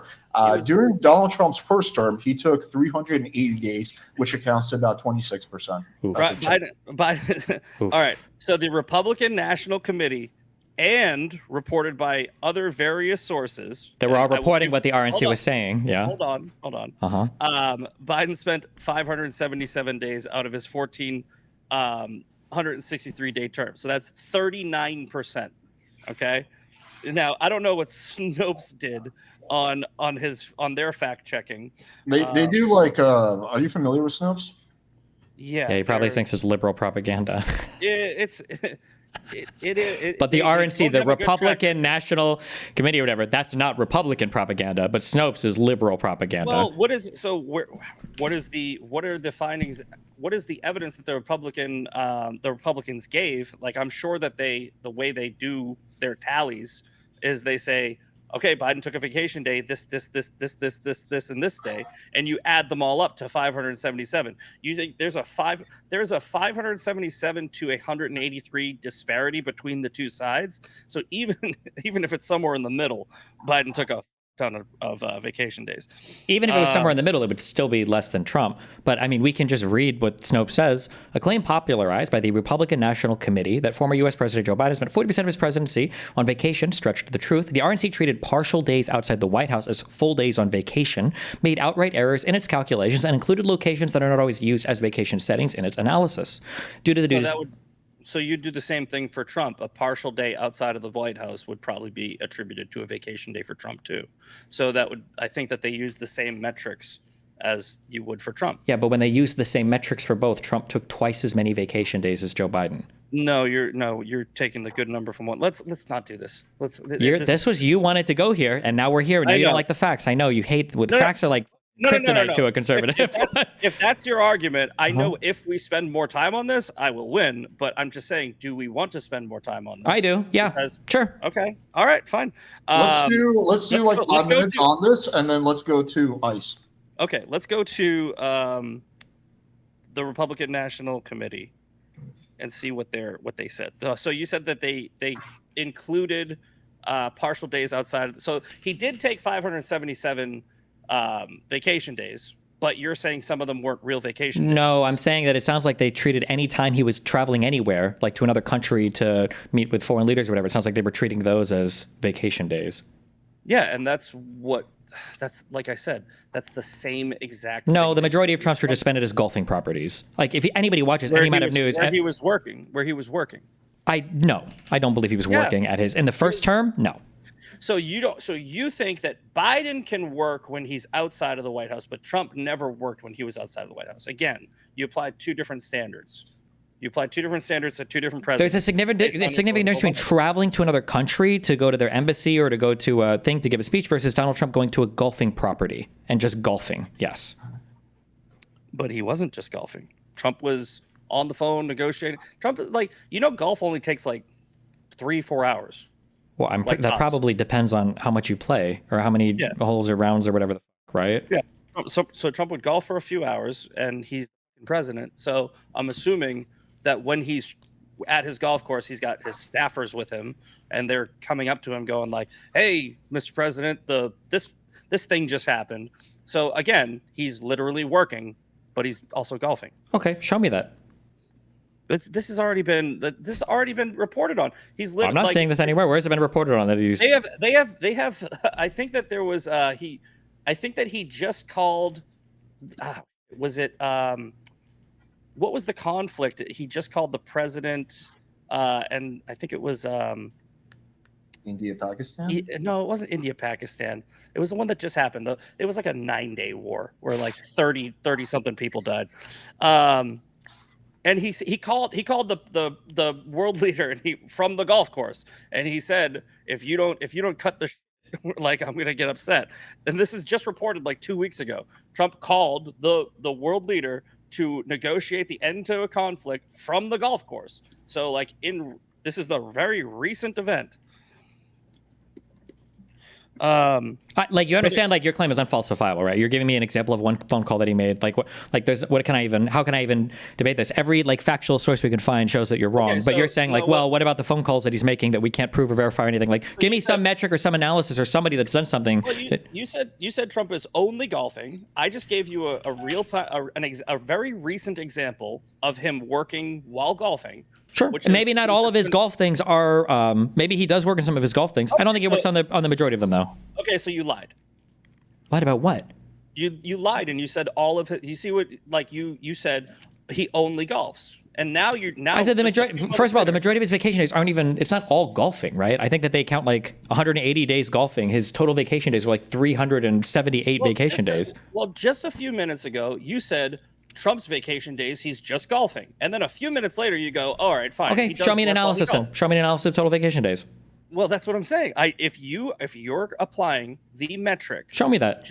If you're applying the metric to Biden taking partial vacation days, but you make the claim based off of just your assumption. None of these are my claims. These are Snopes going through the RNC's claims. No. You're giving benefit of doubt to Biden, saying the vacation days where he wasn't in the White House and when he was traveling, where he wasn't actually working in the White House, they counted those as vacation days. And I said they did the same thing to Trump, but Trump was working on those days. So I'm saying they applied the same metric to measure vacation days for both presidents, and that's how they got the number 577. That's how you get, if you use the same metric for both, you get the big number for both. Why is it? You're saying that. I understand you're saying that, but you haven't done this analysis yourself. You're just baselessly asserting it. You're only basing it off of Snopes, which has had that is a fact-checking. That's a fact-checking org. Yeah, that's what I'm basing it off of. Do you think that you individually are more reliable than Snopes? Yes. It's absolutely. Okay, can you give me some article? I mean, you're not going to trust Washington Post either, I guess. So what's a news source that I could link that you would trust? So Snopes retract 54 stories and suspended fact-checking sites co-founder over plagiarism accusations. That is 2021. Who are you reading this from? Well, who are you sourcing this from? This is from BuzzFeed News. Do you trust BuzzFeed News? If I was to link you a BuzzFeed News post, would you trust that? Or are you only trusting BuzzFeed News right now because they're saying that Snopes might have had to retract some stories? How about the AP? Is the AP good enough? I like the AP. I'm guessing you probably wouldn't most of the time. This is from the AP. Prominent fact checker Snopes apologizes for plagiarism, right? So does that mean they're wrong on every single thing they've posted? New York Post, Snopes co-founder banned for plagiarizing, right? So I'm saying, and then this is wait. I just want to be clear. So if they have been caught like plagiarizing a story, or if they've retracted 51 or whatever stories, that means we don't trust anything they publish. Then who do we trust on this issue then? So you're saying that a publication that has to retract 60 stories should be trusted? Out of how many stories did they publish? Well, what do you mean? Like I'm saying... Hold on, wait. If they'd only published 100 stories and they retracted 61, do you agree that that's a lot worse than if they published like 1,000 stories and retracted 61? Or 10,000 stories, right? So isn't that kind of important to know? I think it's also important to know the co-founder had to make a public apology for plagiarism. That's a big one. Plagiarism doesn't necessarily mean that they are lying about anything, though. So that's not even really relevant to what we're talking about, right? The person who founded this site is a plagiarist. Right? Okay, and Fox News settled the largest defamation lawsuit of all corporate history, propagating a lie that Donald Trump himself and his campaign was propagating for the 2020 election around the Dominion election machines. If you want to play like who's the bigger liar, the Republican side loses 100%. Here's why your whataboutism bull tactic won't work. Fox News is fake news, so I am not going to. They were propagating stories from Trump and his campaign. Fox News lies. About Trump, it was Trump's lies, though. The Dominion lawsuit was Trump's lies. This isn't a gotcha. No, it's Fox News' lies. Wait, so Trump and Sidney Powell and Giuliani weren't all saying the Dominion Venezuelan voting machines weren't rigging the election? That didn't originate with Trump and his campaign? They offered their opinion. Fox News reported on it and took it too far. And no, they just copied what they said. Trump literally calls into Fox News like every other day. Trump's daughter-in-law works at Fox News now. This is a lying organization? Fox News made their own assertions, which is why they were. They didn't. They just copied it from Trump's campaign. But I just want to be clear. So Jean Pirro or whatever, she's like the DC prosecutor now. She's from Fox News. Hegseth, the head of our DOD, he's from Fox News. Donald Trump's daughter-in-law, she now works at Fox News. Donald Trump himself calls into Fox News. All of these Fox News hosts that are having like positions in the government now, this is a horrible organization. Donald Trump is hiring from it and working with it. And you're trusting Donald Trump's judgment here? No, I said that Fox News lies. Like they have lied. It's mainstream media. The CNN lies, Fox News lies, MSNBC lies. So who do you trust? None of them. So how do you get information about anything?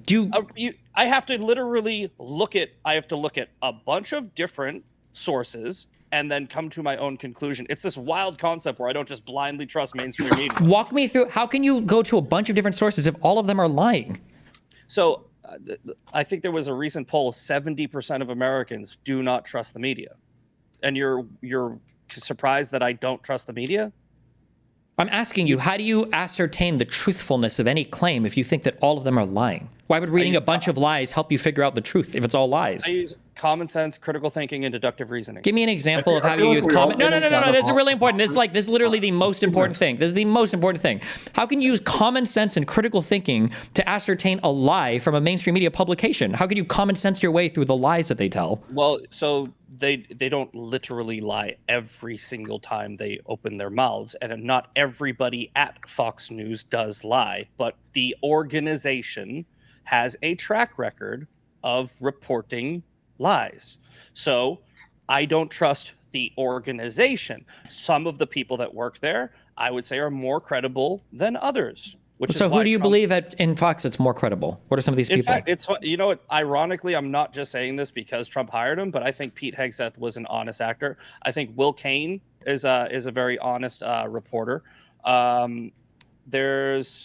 There's not many, honestly, that I really I don't even watch it anymore because I got tired of how it's just the same over and over again. You know, when Fox News, when a white girl goes missing or a prisoner escapes, Fox News covers it for like 3 days straight. I want to hear other stories that are going on in the world, so I don't even watch it anymore. So, but I think it's funny how you're saying you do trust the media, because this is a 70-30 issue in the country, and you're part of the 30. So you're saying that I should just follow whatever the popularity and the opinion polls are? No, I'm saying what you should do is you should look at a story that's being reported. Okay, here's what I do. I actually do. This is the whole premise of my podcast. It's called The Daily Breakdown. I literally take news articles from all of these sites, and I go, that's probably bull. That's probably bull. And then I give critical thinking, and I do research, and I give my own opinions based on that research onto what the actual truth might be.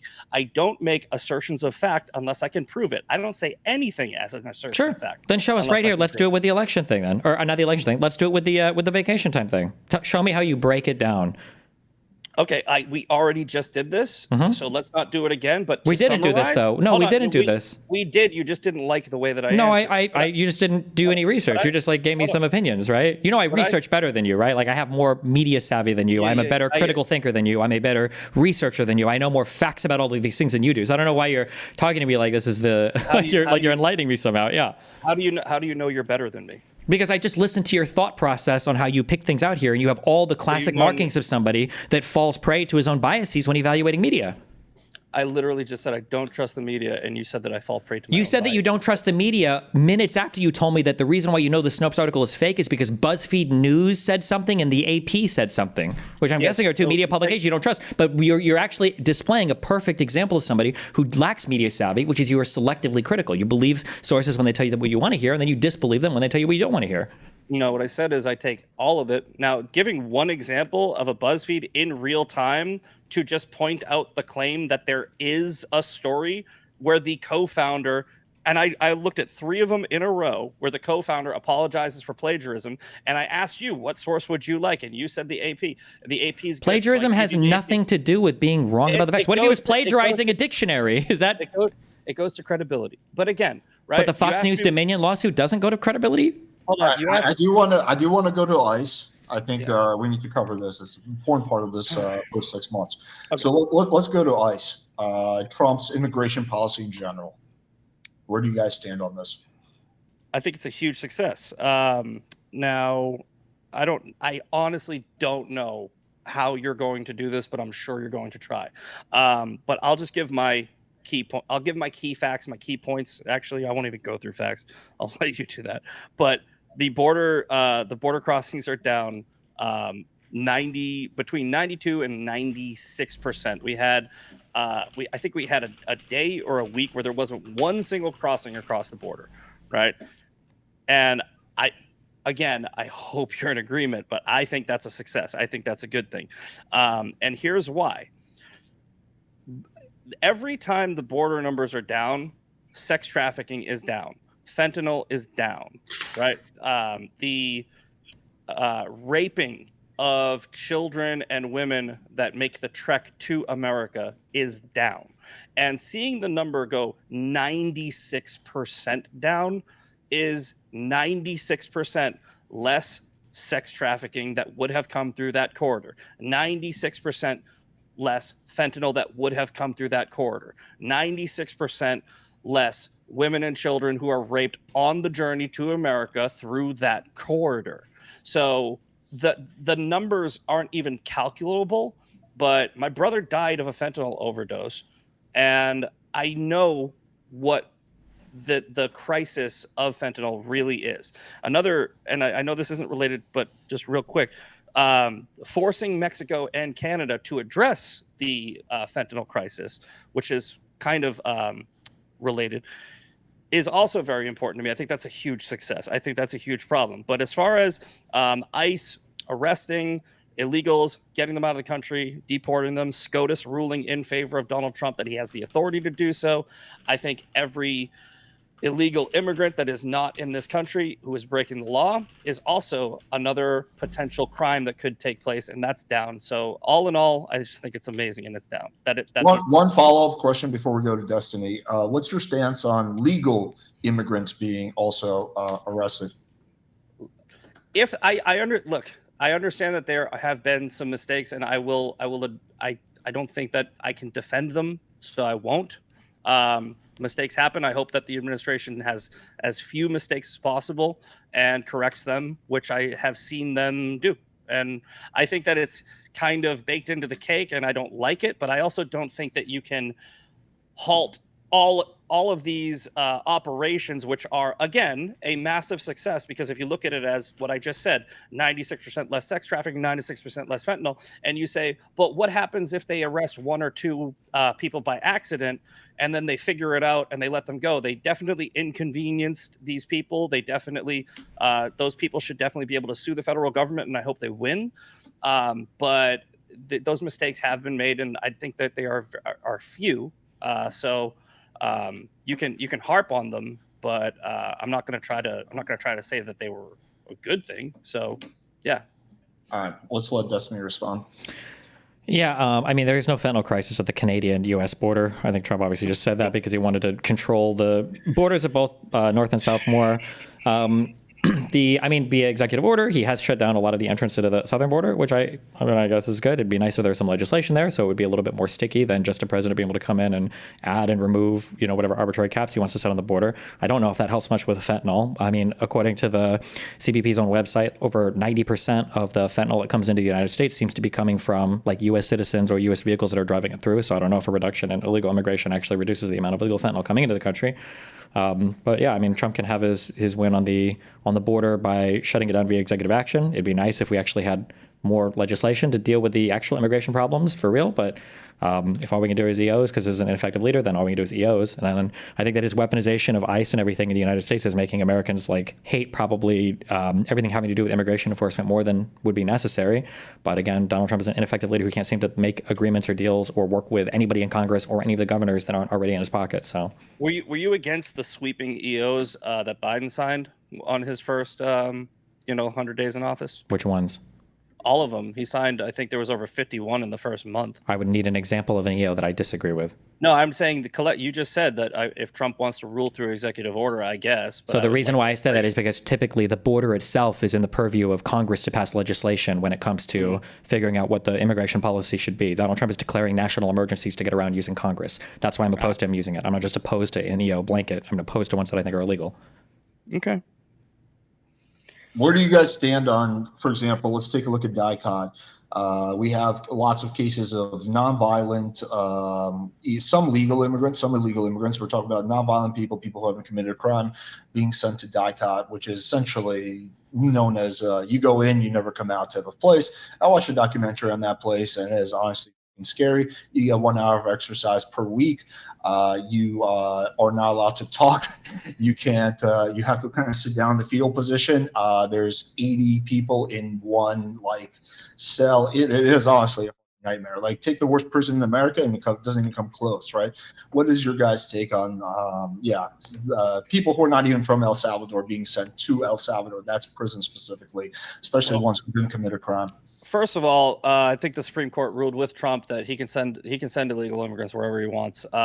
And as to my answer to that is, I think that every person in this country who is here illegally knows they're here illegally, and they know the law. And I think that Trump has gone above and beyond to give them an opportunity not to be sent to that horrible place where he said, I will pay you upwards of $1,000 a day, or sorry, $1,000 a person to self-deport and leave. And over 1 million people have already done so. The people who haven't, they know they are breaking the law, and they know that that's a place that they can go if they get caught. If I move to Italy, if I go to Italy on vacation and I just think I like it better there, right? And I just don't leave. And I get a fake social security card, if whatever they got over there. I start a business and I contribute to their economy, and I don't hurt anybody and I don't break any laws. But then 20 years later, they catch me. I'm an illegal immigrant over there.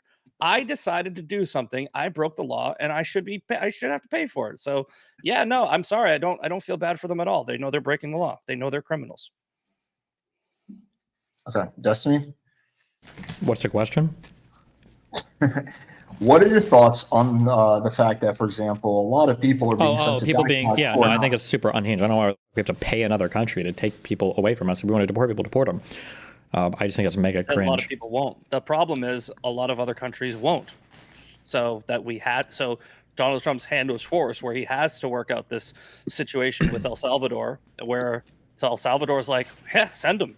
To be clear, the president of the United States of America is unable to force other countries to take people that he's deporting. The United States of America. He's tried, and a lot of them have said no. I thought this was the master deal maker, that a master negotiator can't figure out how to deport people from the country.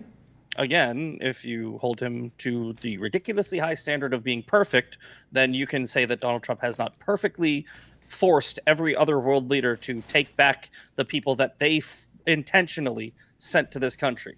A lot of like Venezuela and or it's just that Donald Trump is lying, which I think is more historically accurate. What is he lying about? That he doesn't have the ability to send people to whatever country he wants or get back people. Remember how he said over and over again that he couldn't get people back from he couldn't get Abrego Garcia back, and then magically when the Supreme Court said he had to, he did instantly. Abrego Garcia is an MS-13 member from El Salvador, and he was sent to El Salvador. Yeah, and now he's brought back from El Salvador after Trump said we couldn't get him back from El Salvador. There's absolutely no evidence that he was MS-13. Yeah, that's true too. But I'm just saying that Trump said that he couldn't get him back, and he came back after he got him back. So other than the two courts that identified him as an MS-13 member, the MS-13 tattoo on his knuckles, and yes, it is an MS-13 tattoo. And wait, do you think that it actually says MS-13 on his fingers? There's a marijuana leaf. I've read the conservative propaganda. That's not how that works. It's not propaganda. It's a literal MS-13 tattoo. It's what they do. It's literally it's symbolism. M stands for marijuana, 1 smiley, and then the 3 is the 3 holes in the skull. Anyway, as far as people like Abrego Garcia, right? He was sent back because Congress, the Democrats, made a huge stink about it, and a federal judge essentially tried to force him back. The Supreme Court did agree that because of the paperwork that was filed improperly, they had to bring him back, but he's just going to be tried here, and he's eventually going to be sent back anyway. So all they did was delay the inevitable. Well, we don't know how that result of the court case will go here, number one. Number two, he wasn't supposed to be sent back to El Salvador. That's what the immigration judge had said. So he could be deported to another country. Well, El Salvador is his country of origin. So if they're willing to take him, I don't know why he would be sent anywhere else. Well, it's not just that they were willing to take him, it's where he paid them money to take him. I don't know why the United States of America has to pay other countries to take deportees. We're the United States of America. I think we can probably just throw our weight around and make them do that regardless. I think it's probably better to at least incentivize other countries to take back and undo this horrible situation that Biden put us in by opening the border completely wide open. Like millions and millions of people. And again, right, this isn't whataboutism, but it's relevant, right?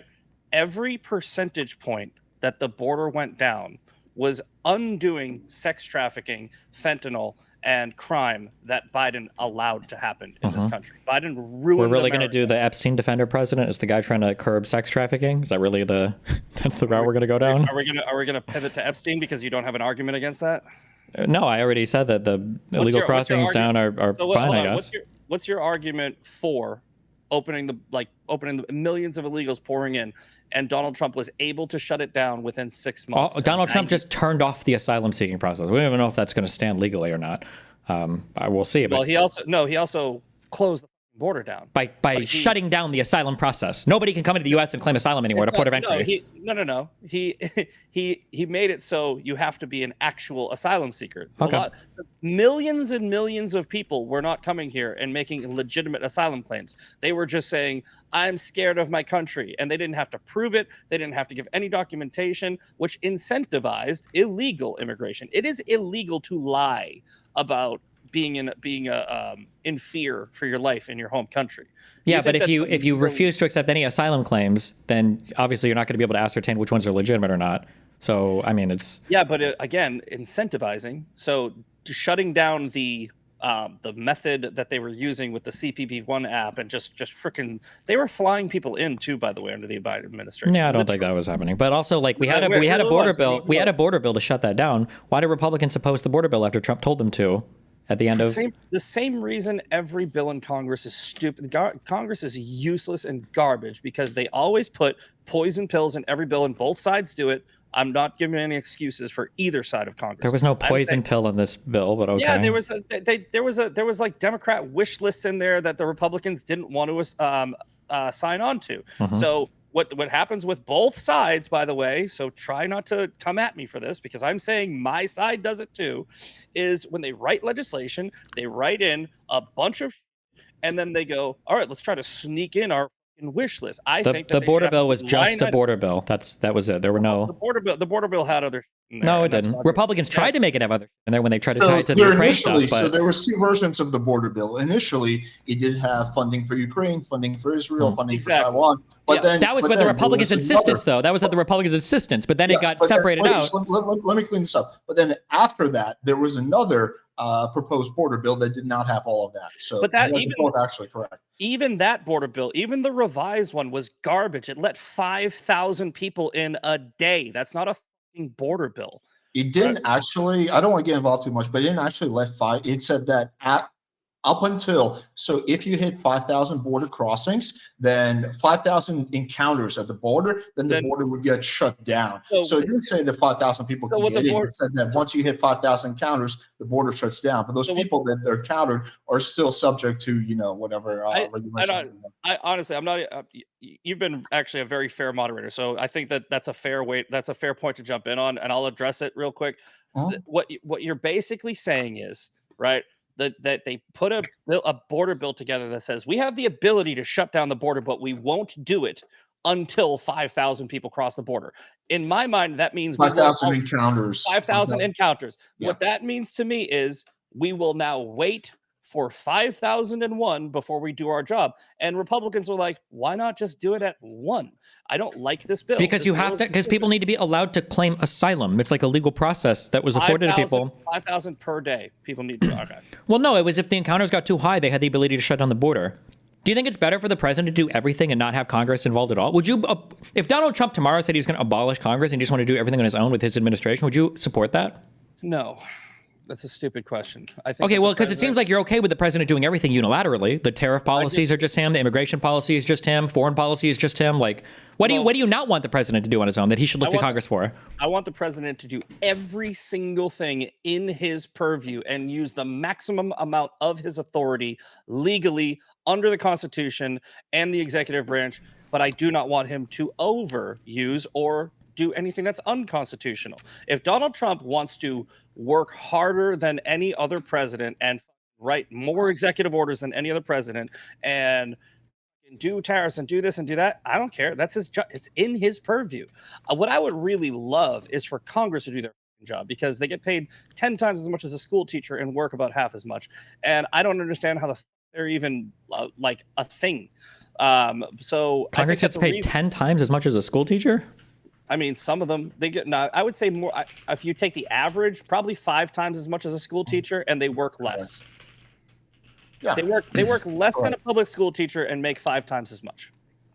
Okay. And some of them, I think it's like 3 to 4 times. I think it depends on what you're talking about, but okay. But the 10 times number, I'm also referring to the side hustles. They got book deals and speaking events, and they got stock trades and all this. Sure. What do you think is the thing that Congress should do that the president shouldn't be doing? Well, like I said, I think that the president should do as much as he can under his purview. Because I understand, but that's not what I asked. I'm saying, what is something Congress should do? I don't know why you're talking about what the president should do. I'm asking, what should Congress do? Hold on.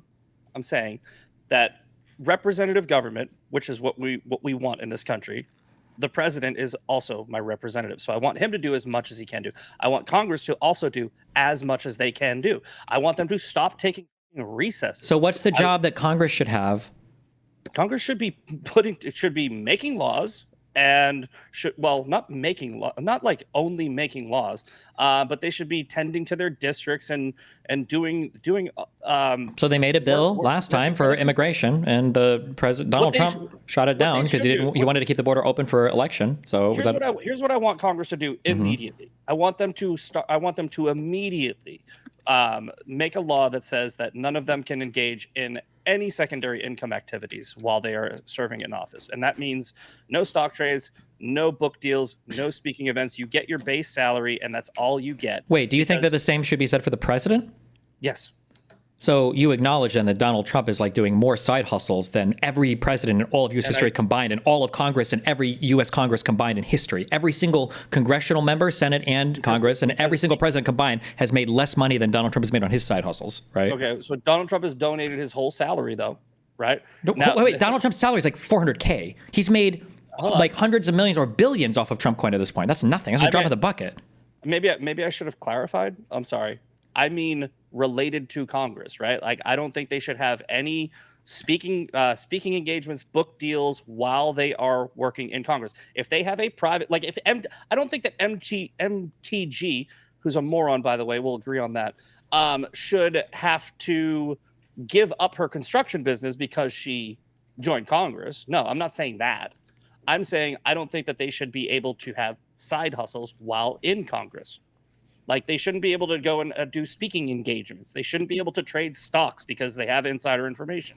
They shouldn't be able to do certain So what about the president of the United States having a huge control of a crypto coin that anybody can secretly? I've criticized him for that. Not just criticize. That's like a horrible thing, right? It's not that bad. He's again that he could be hosting $1 million dinners and getting donations anonymously through that crypto coin. That's not that bad.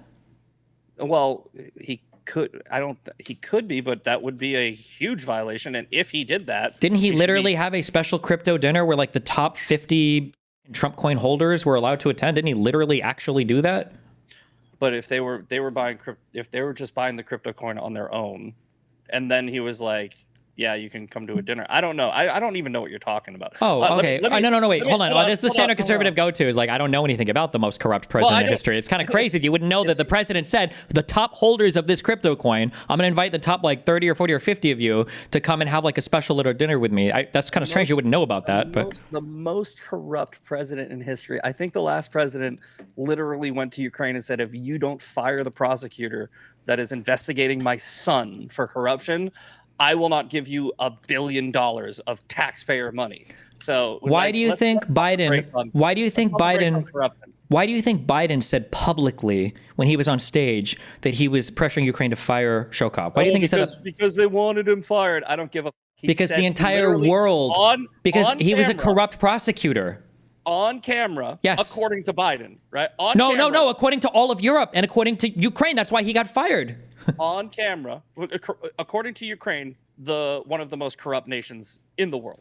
That was the whole reason why they were pressuring Ukraine to move in a less corrupt direction. Yes, there was loans and there was money being made available to Ukraine on the contingency that they clean up their system. Listen, I don't even give it your logic, right? Here's the deal. Biden on camera admitted to bribery.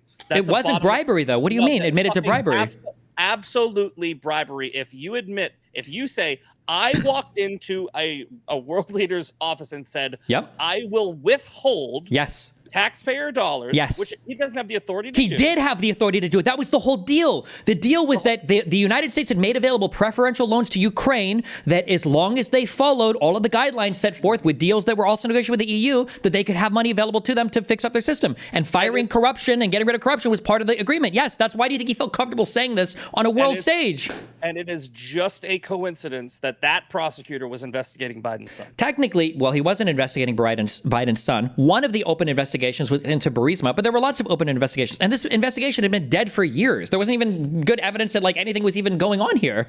Like at the end of the day, Hunter brought back maybe $5 to $10 million of payments from Burisma. Donald Trump makes that in a day with his crypto coin. Like what? It's not even remotely comparable. You're going to pull your back up moving these goalposts, bro. So anyway. Hold on. Just to be clear, I haven't moved a single goalpost. There was no quid pro quo. Not in the same way when Giuliani called for Zelensky and said, hey, can you guys announce an investigation into Hunter Biden? When Donald Trump said that, yeah. Do you think that a president that is not engaging in corruption would have to pardon his entire family, pre-pardon them for crimes that apparently they didn't commit? If he felt like they were being corruptly investigated by the other side, then they might do that. So, for example, in the beginning of this debate, when I said that Donald Trump was writing executive orders to target individuals and rescinding security clearances from political opponents, that would be an example of a corrupt weaponization of the DOJ that you might want to protect people from. Yes.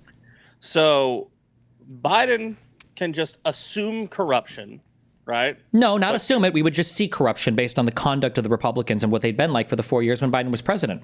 That would be an assumption. No, it wouldn't be an assumption. An assumption would be baseless. The Republicans investigated Hunter Biden for 4 years and found nothing of this Burisma corruption, and instead just charged him with crimes about lying on a 4473.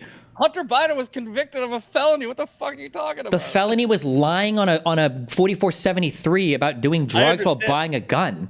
You know that nobody gets charged with this crime, right? This is not like a crime that you charge people with, right? I understand, but it goes to character. Goes to character? Yeah. Have you seen? Oh, well, in that case, Donald Trump was 34-time convicted felon. He's got a way worse character than Hunter Biden. Then easy, I'll take that. Fine.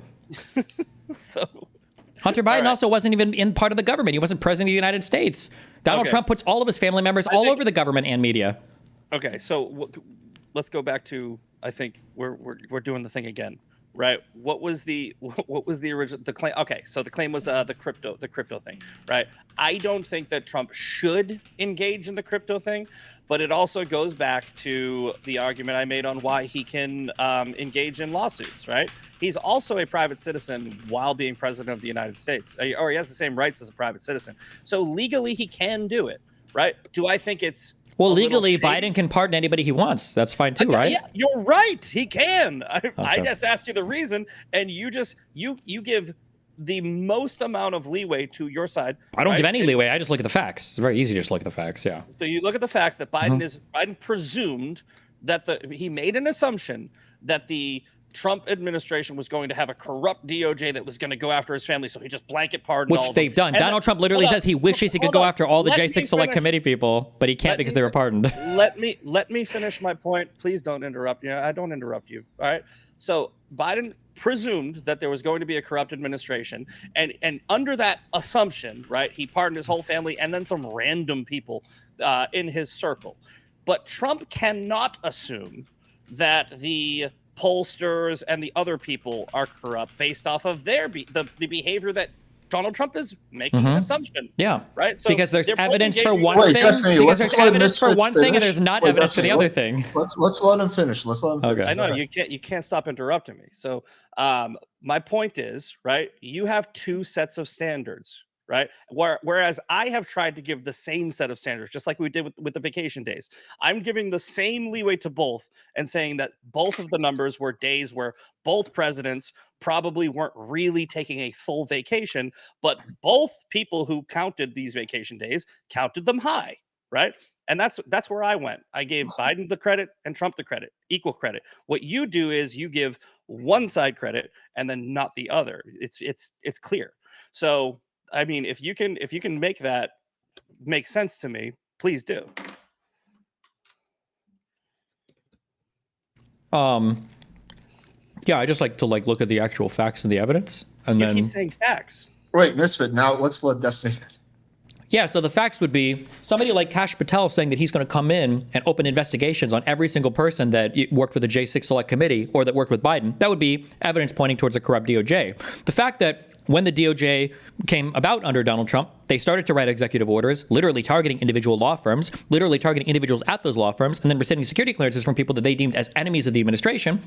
That would be evidence towards corrupt intent. When you look at Donald Trump in his first term, and he fired Comey because he was trying to obstruct the investigation into his campaign, when he begged Jeff Sessions to recuse himself, or I'm sorry, not to recuse himself, but to also to end the investigation in his campaign, when Mueller had to be appointed as a special prosecutor because Trump was trying so hard to obstruct him as much as he can, and then when Donald Trump literally pardoned every single person that helped that obstruction happen, people like Roger Stone, people like Manafort, I think that all goes to evidence of a corrupt intent from the DOJ and from Donald Trump. I don't think you saw any of this under Biden. While Biden was president, there were literally 2 special counsels running against him the entire time. One for the secret documents or whatever, and then another one for his son that lasted for years and years. The Republicans promised that they were going to prove the Burisma link. They never did. They had nothing. Not only did they not prove it, but the guy that initially informed on the FBI saying there was a link between Hunter Biden and Burisma and doing improper deals, that guy admitted to lying about everything. And he's currently, right now, convicted for lying to the FBI, which was the whole origination point of that Burisma false dealings thing.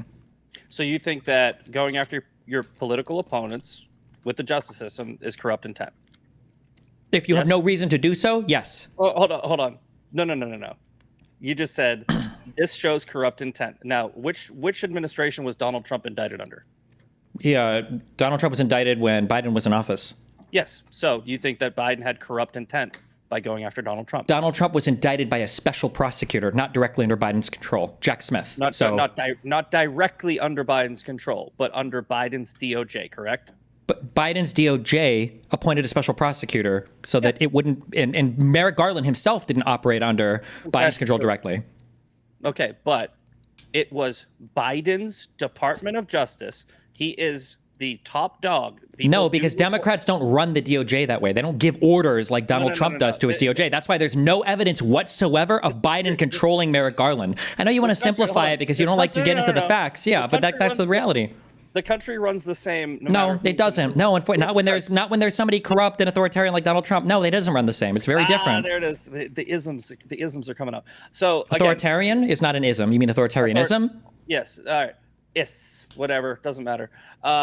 Look, this is again the double standard that you have. Yes, because I'm looking at the facts, and you just want to not look at any of the facts. I understand. You just keep saying fact. You are saying my opinion is a fact. That's what you are saying. You keep on saying. I'm sorry. Indictment? Let's go over the indictments. Which indictment against Donald Trump was unfair? Do you want to get into the facts of any of them, or do you just want to say that? Oh, you just want to be vague in general. Go ahead. You're doing that interrupting again. You should stop that. Okay. So you are saying I have an opinion about Donald Trump. And then you say, I'm just looking at the facts, right? You are not presenting facts, right? You are presenting your opinion. You are saying Donald Trump's Department of Justice is corrupt because they might go after their political opponents, or they did write executive orders against lawyers. But you are giving credit to Biden, saying he is presuming that there is his Department of Justice had a special counsel that was hired under his. And then you say the Department of Justice doesn't run the same way under a Democrat than it does a Republican. Correct. Right? Because I have evidence of that. Wait, Destiny, let's just finish. But what I'm saying is the structure of the system, right? Now there is separation of powers. You are correct there, right? But Biden's DOJ, Biden is the top of the executive branch, but he is the boss of Merrick Garland, right? And Merrick Garland is the boss of the Department of Justice, right? So it is a structure where Biden is the last person you answer to. No. Correct? No. Yes. No. There's different theories. This was the whole point of the. Let's let Destiny respond. Yeah, the whole point of the Trump admin was this unitary executive theory, the idea that the president of the United States can directly control and tell attorney generals what he wants them to do directly. It was a huge issue in his first term. It's why Barr quit. It's why he had so many issues with his attorney generals, because he's trying to direct them to do things that they might not want to do. And the DOJ is seen historically as having some separation from the president, because you don't want the president to be in direct control like that. It's very scary. But that's why he chose this time a sycophant like Pam Bondi, who is taking orders directly from him, and you can see that from top to bottom. You never saw that. You never saw Biden ordering Merrick Garland to do something. If that was the case, you would have never had the Her report. How do you know? Because Merrick Garland never said it, because there were no reports verifying this ever, and because Merrick Garland appointed a special prosecutor that literally investigated Biden for lost security documents or for classified information. That's where the whole Her report came from. Did Biden pardon Merrick Garland? Pre-pardon him? Was he one of them? I'm not sure, but I'm just saying there's no evidence. There's no evidence whatsoever that he. So you're saying because Merrick Garland never came out and admitted to corruption that he might have been taking part in, that the lack of evidence is proof that they never did anything. I'm saying there's no evidence of it, and there's plenty of evidence of Trump doing it openly. There's no evidence right now that the guy who cuts my hair is a pedophile. He might be a pedophile though. Like, it's a possibility.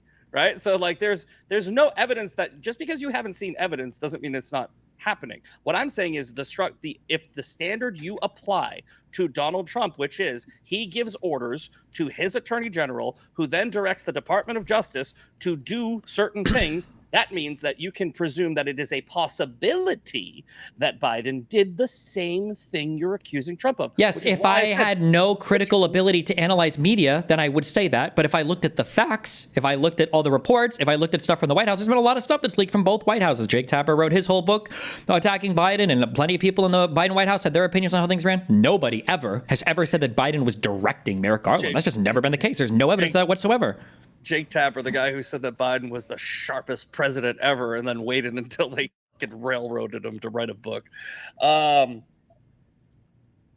Look, man, I'm pretty much, unless you have more topics you want to talk about. I think we've gone for 2 hours. I mean, we acknowledge there's no evidence that Biden directed Garland to do anything. That's good. And there's open evidence that Donald Trump thinks he controls literally unilaterally the DOJ. By your logic, there is no evidence that Donald Trump has done anything wrong either. Because anything wrong? Why did you make it so vague? I said he controls the DOJ on his own unilaterally. There's no evidence that he controls the DOJ. There literally is. What do you mean? Pam Bondi literally says, Donald Trump has directed me to look into this. Donald Trump has and then Donald Trump literally says, I have Pam Bondi looking into this. Yes. Donald Trump is her boss. Yeah, but the DOJ is supposed to operate independently. But Donald Trump is her boss. So he can hire and fire. That's it. But he can also direct his attorney general. Presidents direct their attorney generals. People don't typically direct their attorney generals like that. That's not the norm. Okay. Sure. Let's end it there because I feel like we'll go 30 minutes on this. I'm just curious. Wait, just as a media critical person, do you know what the three branches of government are? Yeah, the judiciary, executive, and legislative. Okay, good job. A+. All right, let's go to closing statements. So since Destiny went first, then I think Misfit, you should go first for the closing statement.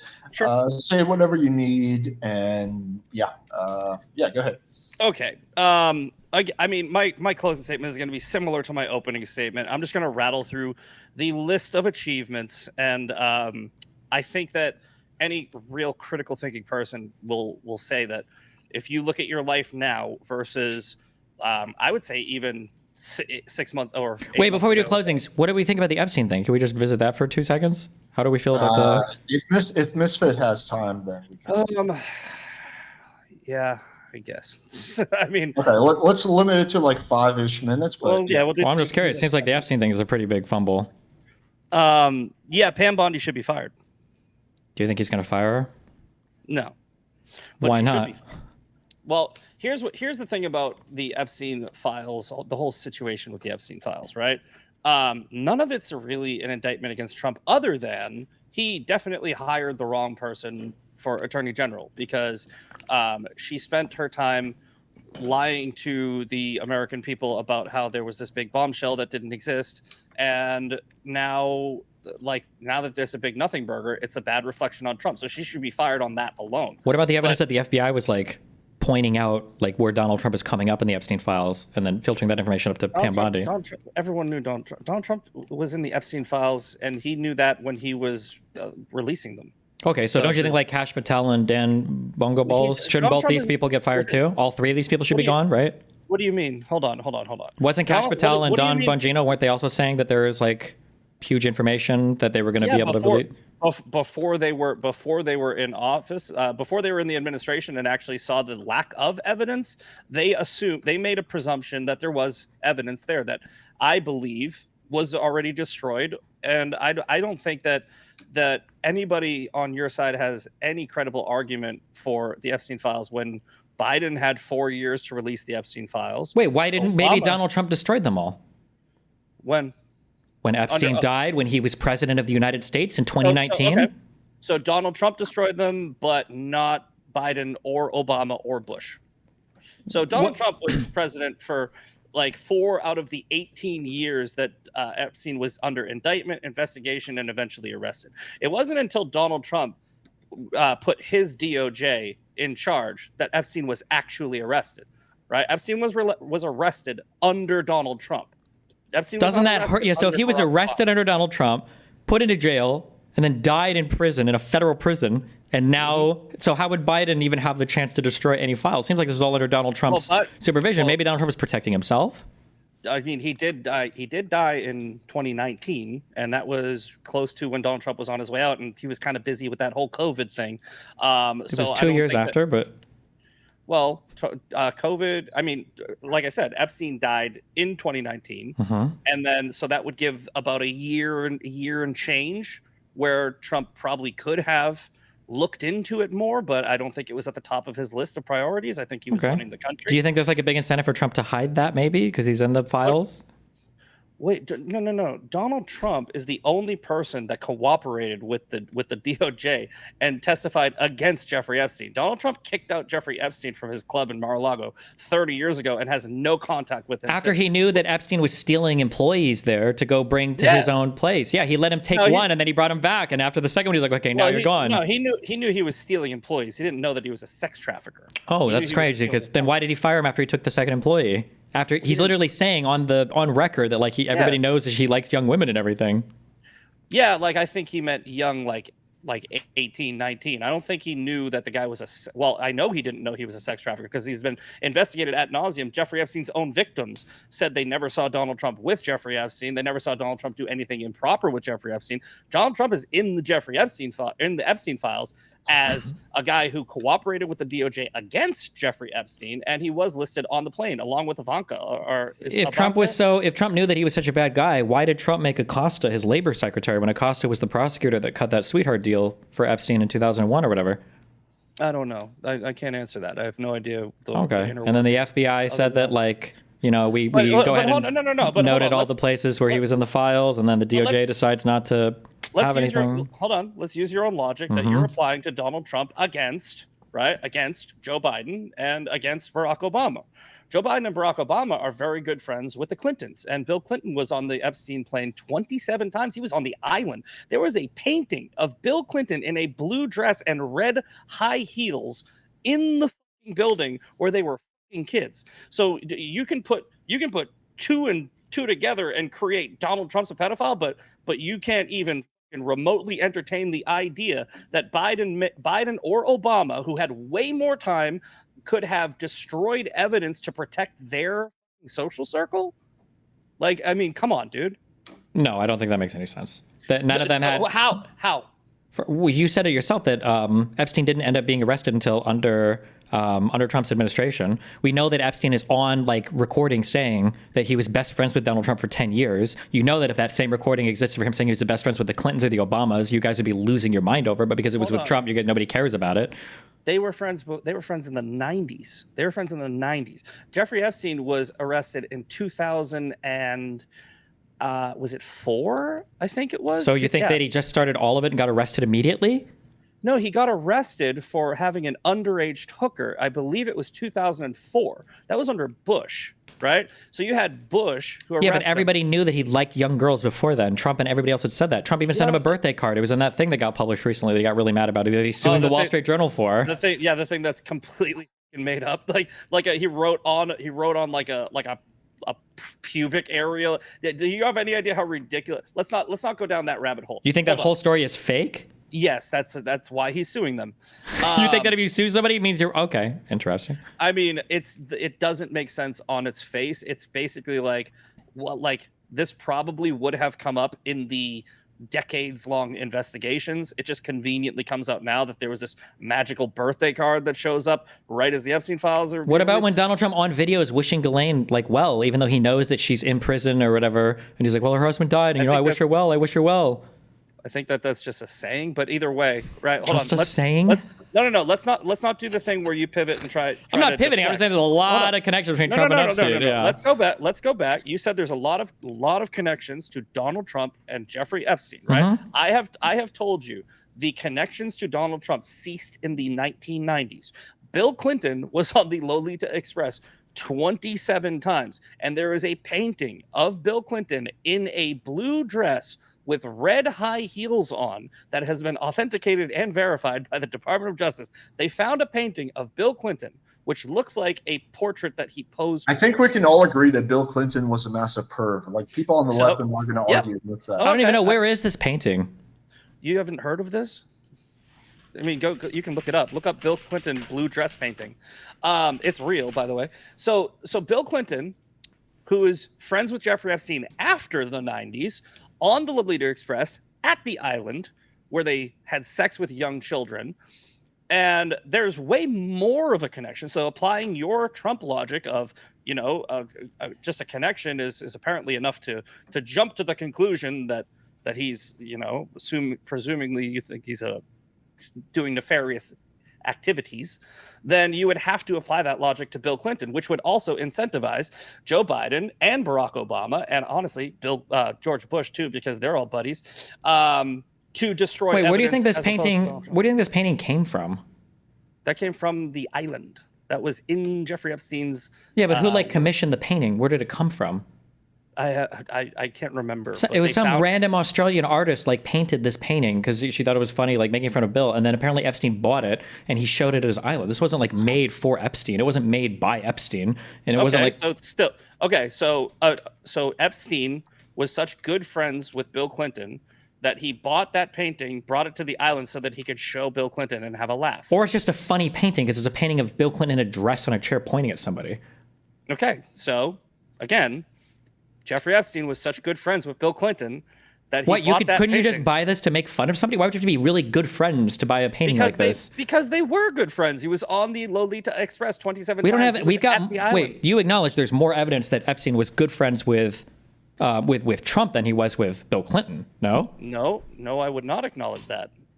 I would say that Bill Clinton was friends with Epstein at the height of his proclivities. So in 2002, Trump told New York Magazine that Epstein was a terrific guy. That was in 2002. Which was 2 years before anyone knew that he was a pedophile. Oh, okay. I thought that there were statements of Trump and everybody saying that they knew that he liked young girls and was kind of weird, but...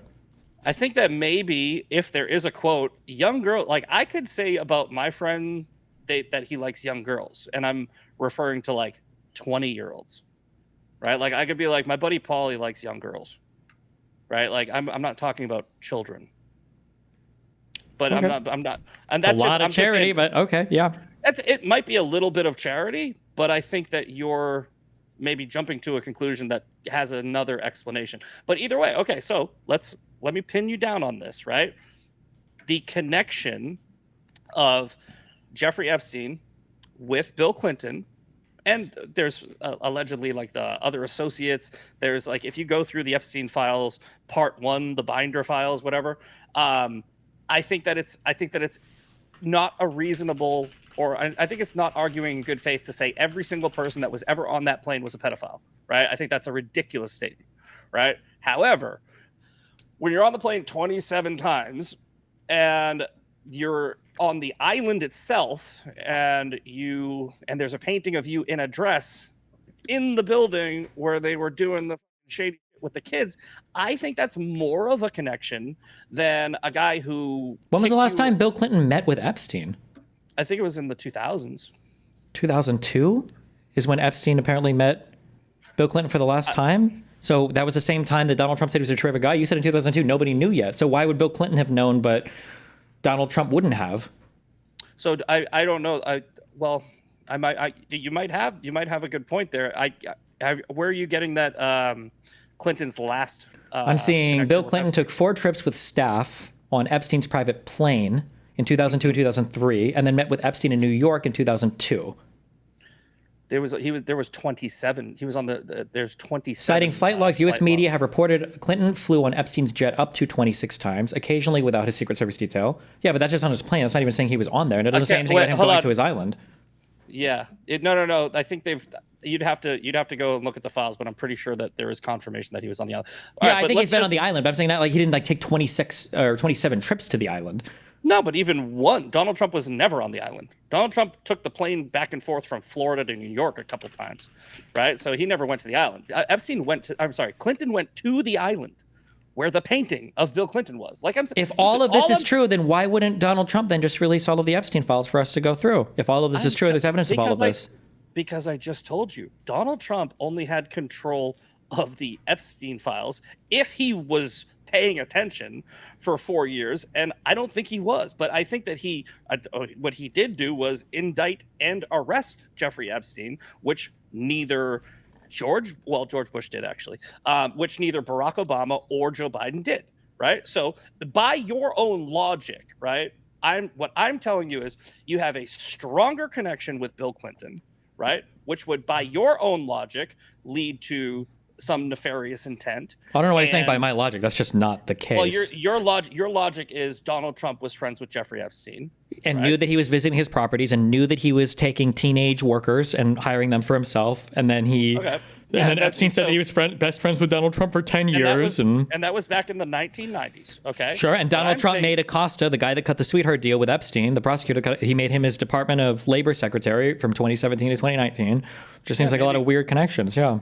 Yeah, maybe he just didn't make the connection. Maybe he just hired Acosta. But either way, what I'm saying is, but your logic is you're alluding to nefarious intent because of a connection. So the only thing I did was to be clear, I'm not alluding to. You can be connected. I'll be honest. Like a lot of people, I'm sure, were connected with this guy because he was wealthy. But I'm just saying that the fact that Donald Trump has gone out of his way to have the FBI mark his involvement with Epstein, and then he's saying that they're not going to release anything about it. Now suddenly he's acting surprised. Everybody's so mad about it. He's saying, I don't know why we're even talking about the Epstein thing. Seems kind of weird. This is what I'm saying. I'm using your own logic. Your own logic is, you said Trump is all over the Epstein files. I clarified to you, he's only in the Epstein files a couple of times. One, where he testified against Jeffrey Epstein. He was one of the people that put Jeffrey Epstein in jail. Bill Clinton didn't testify, right? But none of the other associates testified. Donald Trump was the only person that came out and testified against Jeffrey Epstein. So there's that. When did he testify against Epstein? What is this about? Which arrest? It was, I believe it was after the 2004 arrest. I believe it was after the underage prostitute. So you said he testified in that criminal proceeding? He testified again, I believe he gave a statement to the authorities. He might not have actually testified. I checked it. No, there was no testimony. He gave testimony. I'm sorry. He gave testimony. He did not testify. And that's confirmed by the DOJ. The DOJ is. Gave testimony where? For what? I don't think this happened ever. I don't think he ever was interviewed or deposed or gave any statements about Epstein to any. He did. I guarantee it. I am 1,000% sure on this. So. But Donald Trump is in the Epstein files as I'm sorry. When I said testify, it sounded like I meant in court. He was interviewed by the DOJ, and this is all public record. You can actually look up the testimony. He talks to the DOJ when they were investigating him. I don't think this ever happened. Oh, I guarantee you it did. Okay. Let me ask here. Did.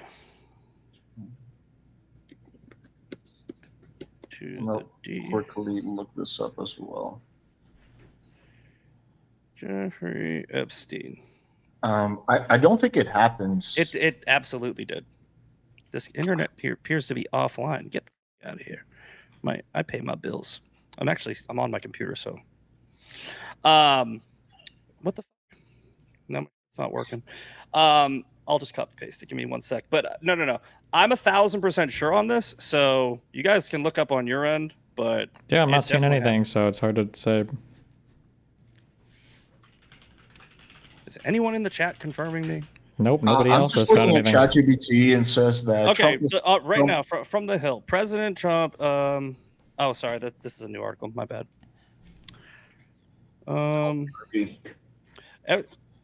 Epstein grand jury testimony only contains two again, a new story. He's just all over. That's right. You said you were critically analyzing media and you can see through the bullshit. So yeah. Trump gives interview. I get try interview. I'll double search. He was interviewed by the timeline of Trump and Epstein's relationship. Actually, that's what I searched originally. Was Trump interviewed by the DOJ about Epstein? It says there's no credible evidence or credible reporting indicating Donald Trump was interviewed by the Department of Justice concerning Jeffrey Epstein. He absolutely was. I'm not even guessing on this. I'm not misremembering. I think what you're thinking is because the DOJ interviewed Ghislaine Maxwell. No. I think it was the FBI. Let me give you a few minutes to look this up, and then let's go to closing statements. Sure. Well, anyway, all right. Let's because we'll be here for it. I can't believe. Yes, Donald Trump agreed to participate. And this is from NBC News and Politico. Yes, Donald Trump agreed to participate in an interview with the FBI regarding. This is regarding the assassination attempt against him, against Epstein. Okay. Regardless, I guess in order to move on, so we're not sitting here Googling. Assume it's true because it is, but all right, fine. You know what? Assume it's not true. Assume it's not true. Just go with my original point. The connection of Bill Clinton is just as strong as the connection of Donald Trump. So my argument against you, which is essentially using your own argument against yourself, is that if you're going to say that incentive to delete evidence is because Trump is in the Epstein files, I'm telling you Bill Clinton is also in the Epstein files, right? But if Bill Clinton and all them were incentivized to hide this, then Obama probably would have just deleted everything relating to Epstein, and so they never could have arrested him. And well, that's what I'm saying. Well, he was arrested under Bush, right? So he was arrested under two Republicans, no Democrats. Okay, right? He was given, but people say he was given a sweetheart deal under Bush, didn't they? He was, and I'm not. That's what I'm saying. That's why I kind of did that tongue in cheek. So was it also tongue in cheek when Trump arrested him? No, what I'm saying is your logic. Trump. You said Trump. You keep saying my logic, but you're not citing why I'm saying they have a close connection. There's no Epstein phone call saying he was personal best friends with Bill Clinton or Barack Obama or anybody else for 10 years, right? Yeah, but Donald Trump, you're talking about 30 years ago, right? Or now it's more like 30. I don't think Epstein became a pedophile when he turned like 58. I don't think he just like transformed into that. Yes, but you would have to make a leap from the only evidence you have. With the only connection you have was Donald Trump used to be friends with Jeffrey Epstein, who's friends with a lot of people, right? These rich people are friends with a lot of other rich people, and they're all in the same little social circles. Doesn't mean they know what's going on in their personal life. But then Jeffrey Epstein was stealing girls from Donald Trump's employment, and Donald Trump kicked him out and cut ties with him. And then after Jeffrey Epstein was indicted for being involved with an underage hooker, under Bush, right? Donald Trump was like, "Oh, I had no idea that guy was a creep. I cut ties with him, like a decade ago or 15 years ago, et cetera, et cetera." And then the women that were in the Epstein files, the only time Trump is mentioned, they are saying, "I never saw Donald Trump do anything with Jeffrey Epstein," right? Never. I think that one of the women said, I might be misremembering, but I think that they might have said that Bill Clinton got a massage, or actually, I think there's like a photo of Bill Clinton getting a massage. Just a quick fact check: the Bill Clinton. I'm sorry, you got me talking about Bill Clinton. The Jeffrey Epstein saying that the audio recording where he's saying that Trump was his best friend, that was recorded in 2017. Where is that? What's that from? My source is ChatGPT. It was recorded by. Anyway, Michael Wolff. But anyway. I'm gonna finish my final point here, right? Because again, what I'm saying is the connection of friends with Jeffrey Epstein is evidence that you would have some incentive to destroy evidence, right? Would apply to Trump, like in your by your logic, but it would also apply to both Biden and Obama. The only difference is Biden and Obama didn't arrest Jeffrey Epstein, but Trump did. Biden and Obama didn't testify against If Ghislaine Jeffrey Maxwell gets released right now under Trump, would you agree that that's really bad and highly sus? That would be absolutely horrible, and I've already made a public statement. I go, if she is going to roll over on everybody and give all of the evidence, at max, you should put her in a better facility, which she's already doing. So I think that it's already happening.